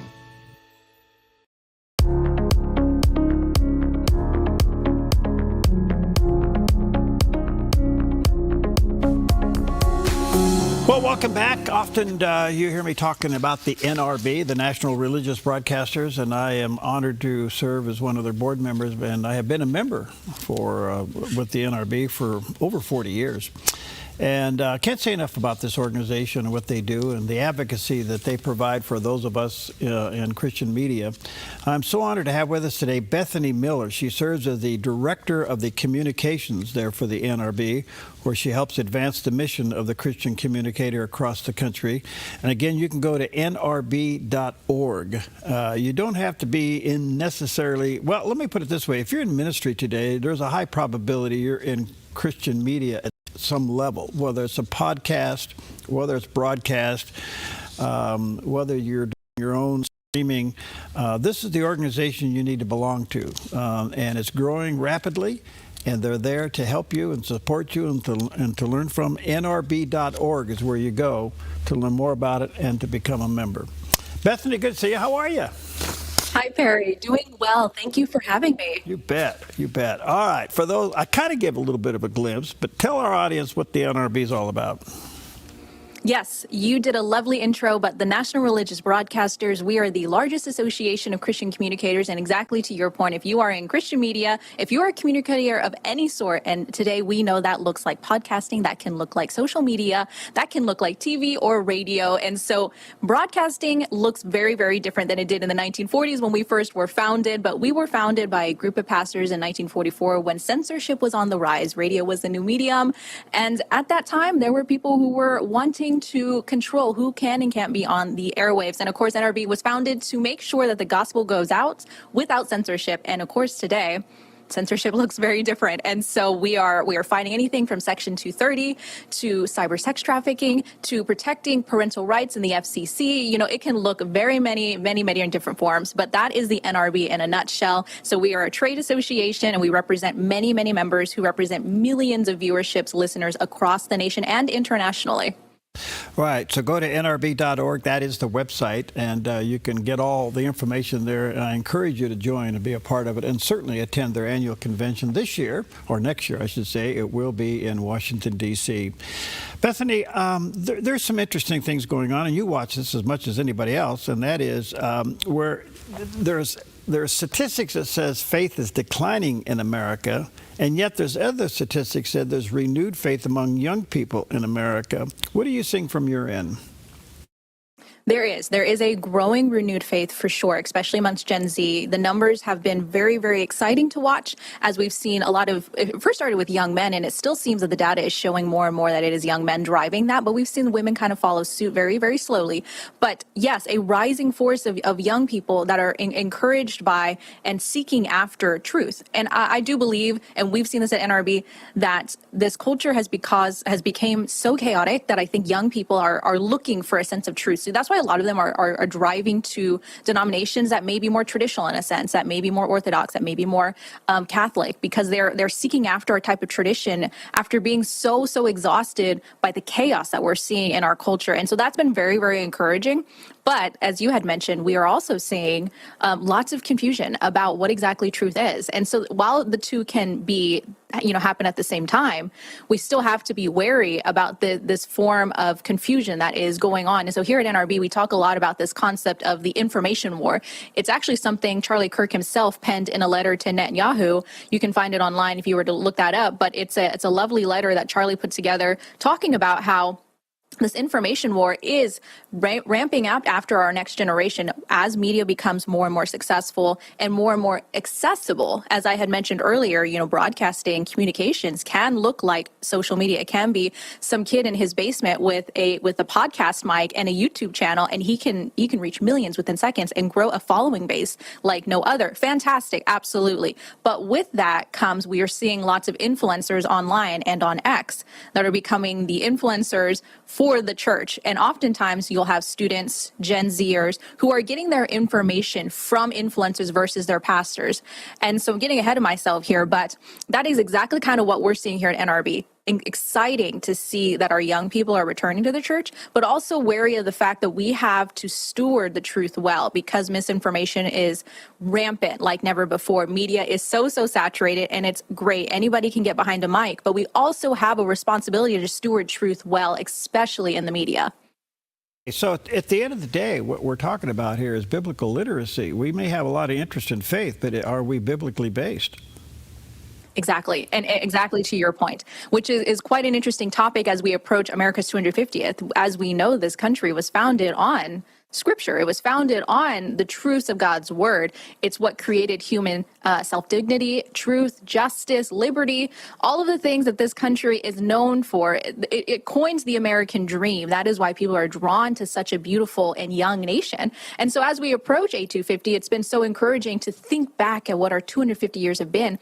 But we also have to be wary about what is our next 250 going to look like? Because if we continue down this route, as to you're saying, Perry, here, biblical literacy is rampant. As I said, information war is taking war on us. It's waging war in our algorithms on X, wherever we are seeing it, as accessible as our iPhones. Every day we're seeing misinformation. But the most frustrating thing that we're seeing here at NRB is that biblical literacy is the number one leading force. It is exactly what we're seeing, where more people are more categorized and more catechized and discipled by a podcaster or an influencer than they are a pastor. And then oftentimes what we're seeing in the church is the fear of God's full counsel. The seeker-driven friendly movement has never been more popular within our mainline denominations, and pastors are afraid to speak God's word with the full robust approach like the Black Road Regiment used to do back in the day that birthed this nation. And as we know, John Adams wrote, our Constitution, our government is for a moral and religious people. And my question is, are we still a moral and religious people? Because if we cannot return back to biblical truth, if we cannot if we cannot work to become biblically literate again, then we will not be the America 250 next of what we were 250 past. Oh, that's so well said, Bethany. One other quick question before I run out of time. Religious liberty. I have talked to Troy about this, talked to you, others. It remains to be a major issue in the United States. And I think even as religious communicators, faith communicators, we're concerned about it. How would you describe religious liberty in America today? Religious liberty today is on the brink. I believe if we are not clear-eyed on what exactly it is we are protecting, because how can we have religious liberty if we don't even know what the religion that is we are protecting? If we are not even, if we don't even know our scripture, if we don't even know what our faith is, if we don't even know what religion birthed this nation, how can we protect it, you know? And so I believe today religious liberty is something we need to actively continue to put in the forefront of whoever is in office. You know, we're grateful to have an administration who is very much pushing back against Christian bias and is fighting for it. But I do want to make sure that we are wary that we have to be clear-eyed on what comes after. And we have to make sure we are always, always, always clear-eyed on our nation must be religiously free. You're inspiring. Thank you.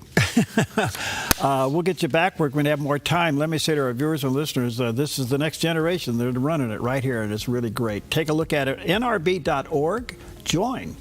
You won't be disappointed. Thank you, Bethany. God bless you, my friend. Thank you, Perry. Your yard is where life happens, but it can be muddy and hard to maintain. Enjoy a maintenance-free artificial turf lawn all year round with Smart Lawn LLC. No mowing, no fertilizing, no watering. Our synthetic grass is beautiful and resilient. It's certified to be lead-free and there's no need for pesticides. Safe for your children and pets. Smart Lawn LLC has all your artificial turf and putting green areas covered beautifully. 541-941-3538. The Black Barn Kitchen and Deli is a farm-to-table restaurant located in the historic schoolhouse in Jacksonville. Offering upscale dining and casual fare, enjoy brunch, deli, and dinner, featuring local source ingredients we grow. A warm sense of comfort greets you as you're surrounded by stunning artwork by my wife. We're a community-based business. With every sandwich you purchase, we give one back to our community. It's a feel-good experience. Come visit the Black Barn Kitchen and Deli in Jacksonville. Your sweet tooth just became a force for good. The Salvation Army's Taste Good, Do Good Challenge is on June 5th through the 30th. And local bakeries, restaurants, and shops are serving up exclusive treats you can only get during the challenge. Hit different spots, collect punches, and vote for the best bite in town. And every delicious stop helps support local kids and veterans right here in our community. Start your adventure at tastegooddogood.net. This little light of mine, I'm gonna let it shine, gonna let it shine. This little light of mine, I'm gonna let it shine. This little light of mine, I'm gonna let it shine, gonna let it shine. Oh, shine.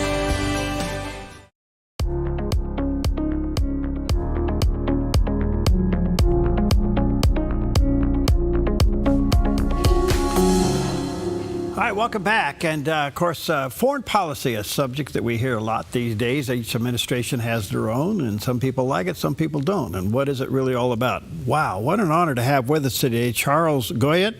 He's a New York Times best-selling author, award-winning talk show host. He was a news anchor there with the Armed Forces Radio and Television Service, and joined with former presidential candidate Ron Paul for his nationally syndicated commentary, The Ron Paul's America.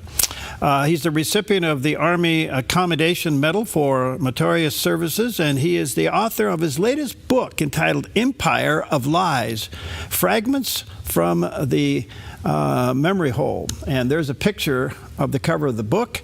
It does have a website, empireoflies.com, and there's the picture of the landing page there. Charles, good to see you. How are you, friend? Well, Perry, it's a great honor to be on your show. Thank you so very much. You bet. Where are you? Where are we talking to you from? We're in kind of in the country in East Tennessee. We left the city 2 years ago, Scottsdale, Phoenix area, and moved out here. And now we have, deer and raccoons and a creek down the road and things like that. So I think it was a good move at a good time. So you don't have any ice on your windshield, basically, right? Oh. Hey, thanks for your time. We have a lot to cover in a short amount of time, so I want to get as much as we can in, and then we'll get you back. Thank you for your work. What made you to dive into this? Well, I was a talk show host in Phoenix, Arizona when the Iraq War broke out, and it was very costly to me professionally to speak out against the Iraq War. And it was even the editorial pages of the Arizona Republic, the big newspaper there, said, "What is this guy, some sort of terrorist lover or something?" And it was very costly. But finally, I think when Trump came down the elevator or in the first presidential debates back then in 2016, he said, we've been lied into the war. And Perry, to me, it was a little bit like, the boy calling out that the king has no clothes on. All of a sudden, everybody kind of nodded. And yeah, at this point, it's almost inescapable that we've been lied into war. So I look at what the American people have suffered in the last couple of decades or even generations, and it's a little bit like Stockholm Syndrome. We know that we're being lied to. We've been lied to about the Kennedy assassination. That's clear on the record now. The Tonkin Gulf resolution that led to 58,000 American deaths in a fruitless war, WMDs, COVID, the Epstein affair. And so my objective is to show people where if they don't value the truth, if they don't re-enthrone the truth and as an expectation from their state and the establishment, then our trajectory is very grim indeed. Okay, and to back up what you're saying today, having so many other places to get your news is now letting the cat out of the bag. And we've been under this cover-up for so long, it's created a who can we trust and who is telling the truth. It's kind of scary. In fact, it's real scary that we've been lied to so long. Where do we go for the truth, Charles? Well, maybe people should go to your show and go to my book, but at least it's available now, more or less. And there are strenuous efforts to deplatform the truth and to deplatform people. But I think the basic place to start is with a fundamental skepticism about the things that we are told. And it goes on all the time, Perry, and even the most recent, I like to talk about the ones that were important to me, the WMDs or the Kennedy assassination. But even more recently, we had the stunning thing that happened in Syria. The deep state wanted to replace the regime in Syria, but we were treated as such spectacles as jihadists in Syria armed by the CIA were fighting other jihadists or fundamentalists that were armed by the Pentagon. So I guess that's a great deal if you're a defense manufacturer. It's not so good for the American people. But at the end of it all, the deep state installed somebody the American people didn't know that they knew. His name was Jelani, but he's now the president of Syria. And as recently as just over a year ago, he had a $10 million bounty on his head by the U.S. State Department for his terrorist activities. And now he's somehow been sanitized and he's feted and welcomed at the White House. I mean, did the American people know when they marched off to wars in the Middle East? Did they know when they sent their sons and daughters off to war? Did they know when the global military empire deprived them of $8 trillion for these wars? Did they know that they were going to end up installing a al-Qaeda ISIS affiliate as the head of Syria for a regime change operation that was only one of a sequence that have been going on? Okay, let me ask you this. What's your take on Ukraine? That was me, by the way. Sorry about that. That was me, by the way. Can you hear me? Yes, sir. Okay, that was me. We had a little technical thing. Sorry about that. Okay. What's your take on Ukraine? How are we being manipulated with Ukraine and Russia? Yeah.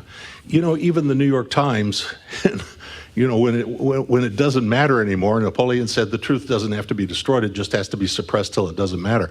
But when it finally didn't matter anymore, even the New York Times last year did a piece about how close we came to a nuclear Cold War in Ukraine and disclosed that we'd gotten to the point, the American people did not know this, that we were organizing and managing Ukrainians attacking Russia within Russia.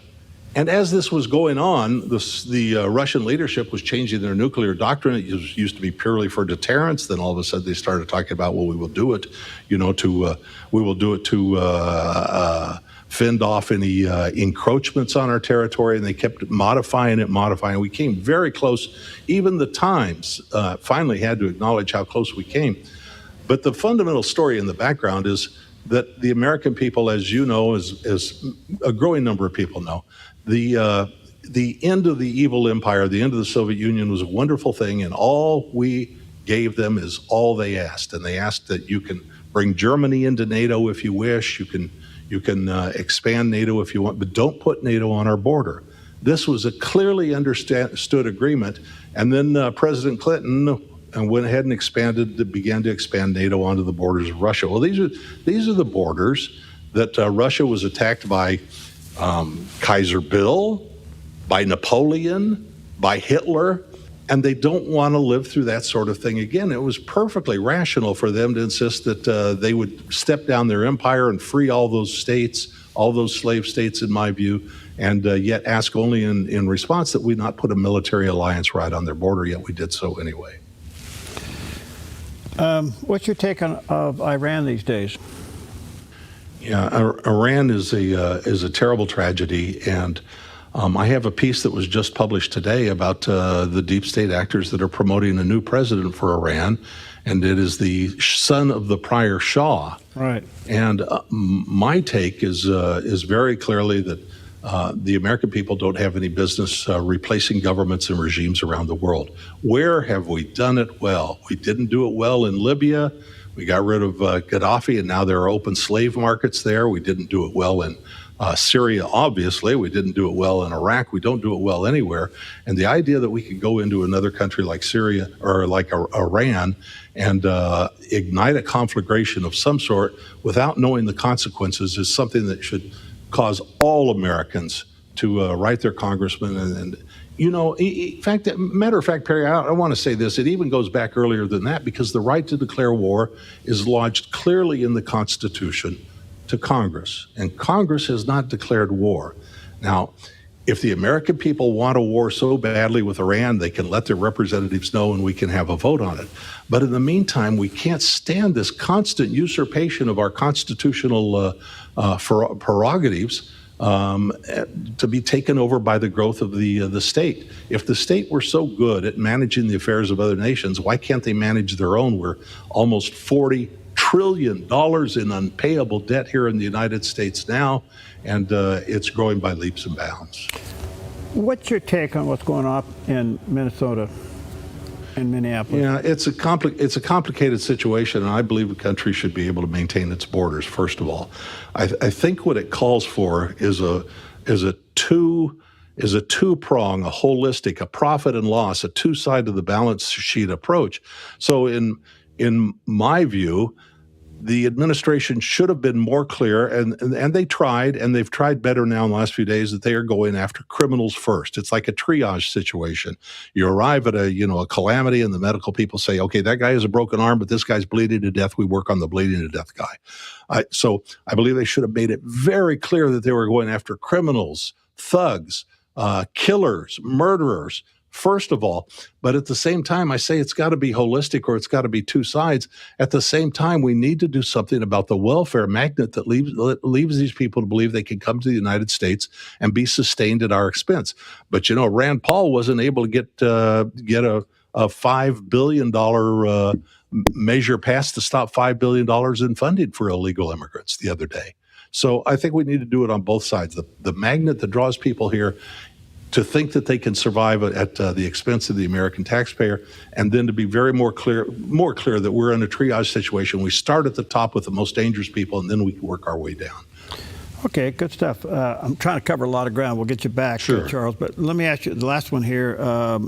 To your previous point of how we have handled trying to manage other countries, what's your take on what happened in Venezuela?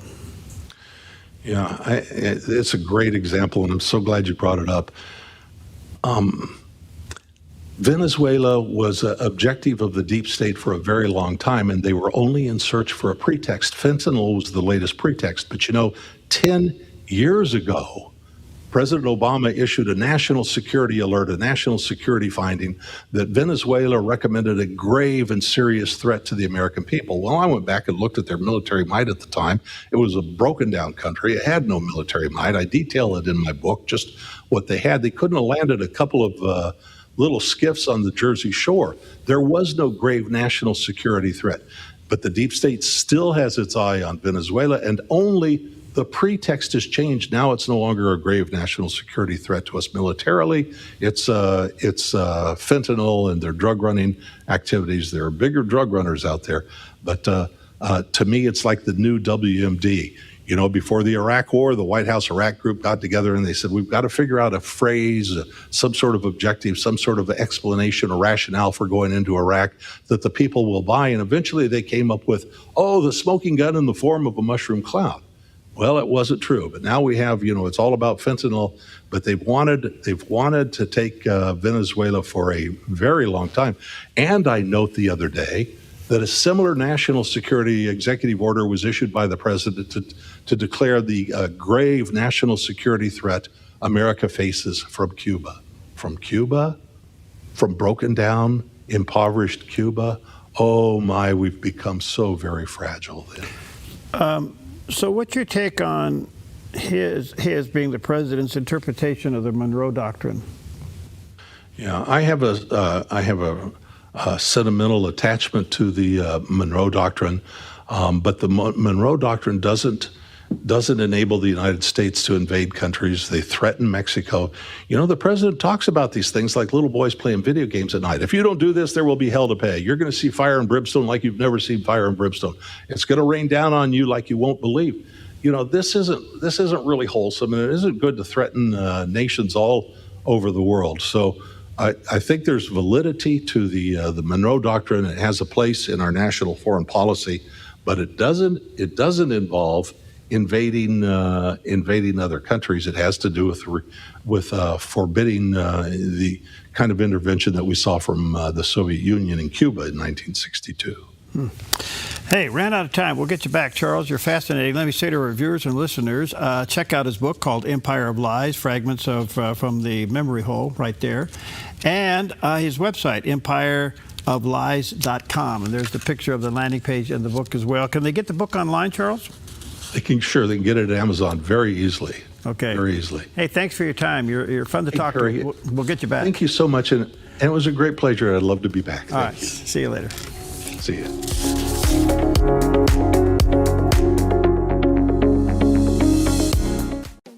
Since 1934, Grange Co-op has been more than just a store. We've been a cornerstone of our community, owned by people like you. We proudly offer top-quality farm and ranch supplies, including our own Rogue feed, as well as workwear, Western apparel, garden essentials, and pet care products. By signing up as a Grange Rewards customer, you not only enjoy exclusive benefits like special offers and 1% back on most purchases, but you also become part of something bigger, a cooperative that you own and help shape. Join Grange Rewards today. Applegate River Golf and RV Resort, a pristine 9-hole course alongside the Applegate River. Their clubhouse offers a golf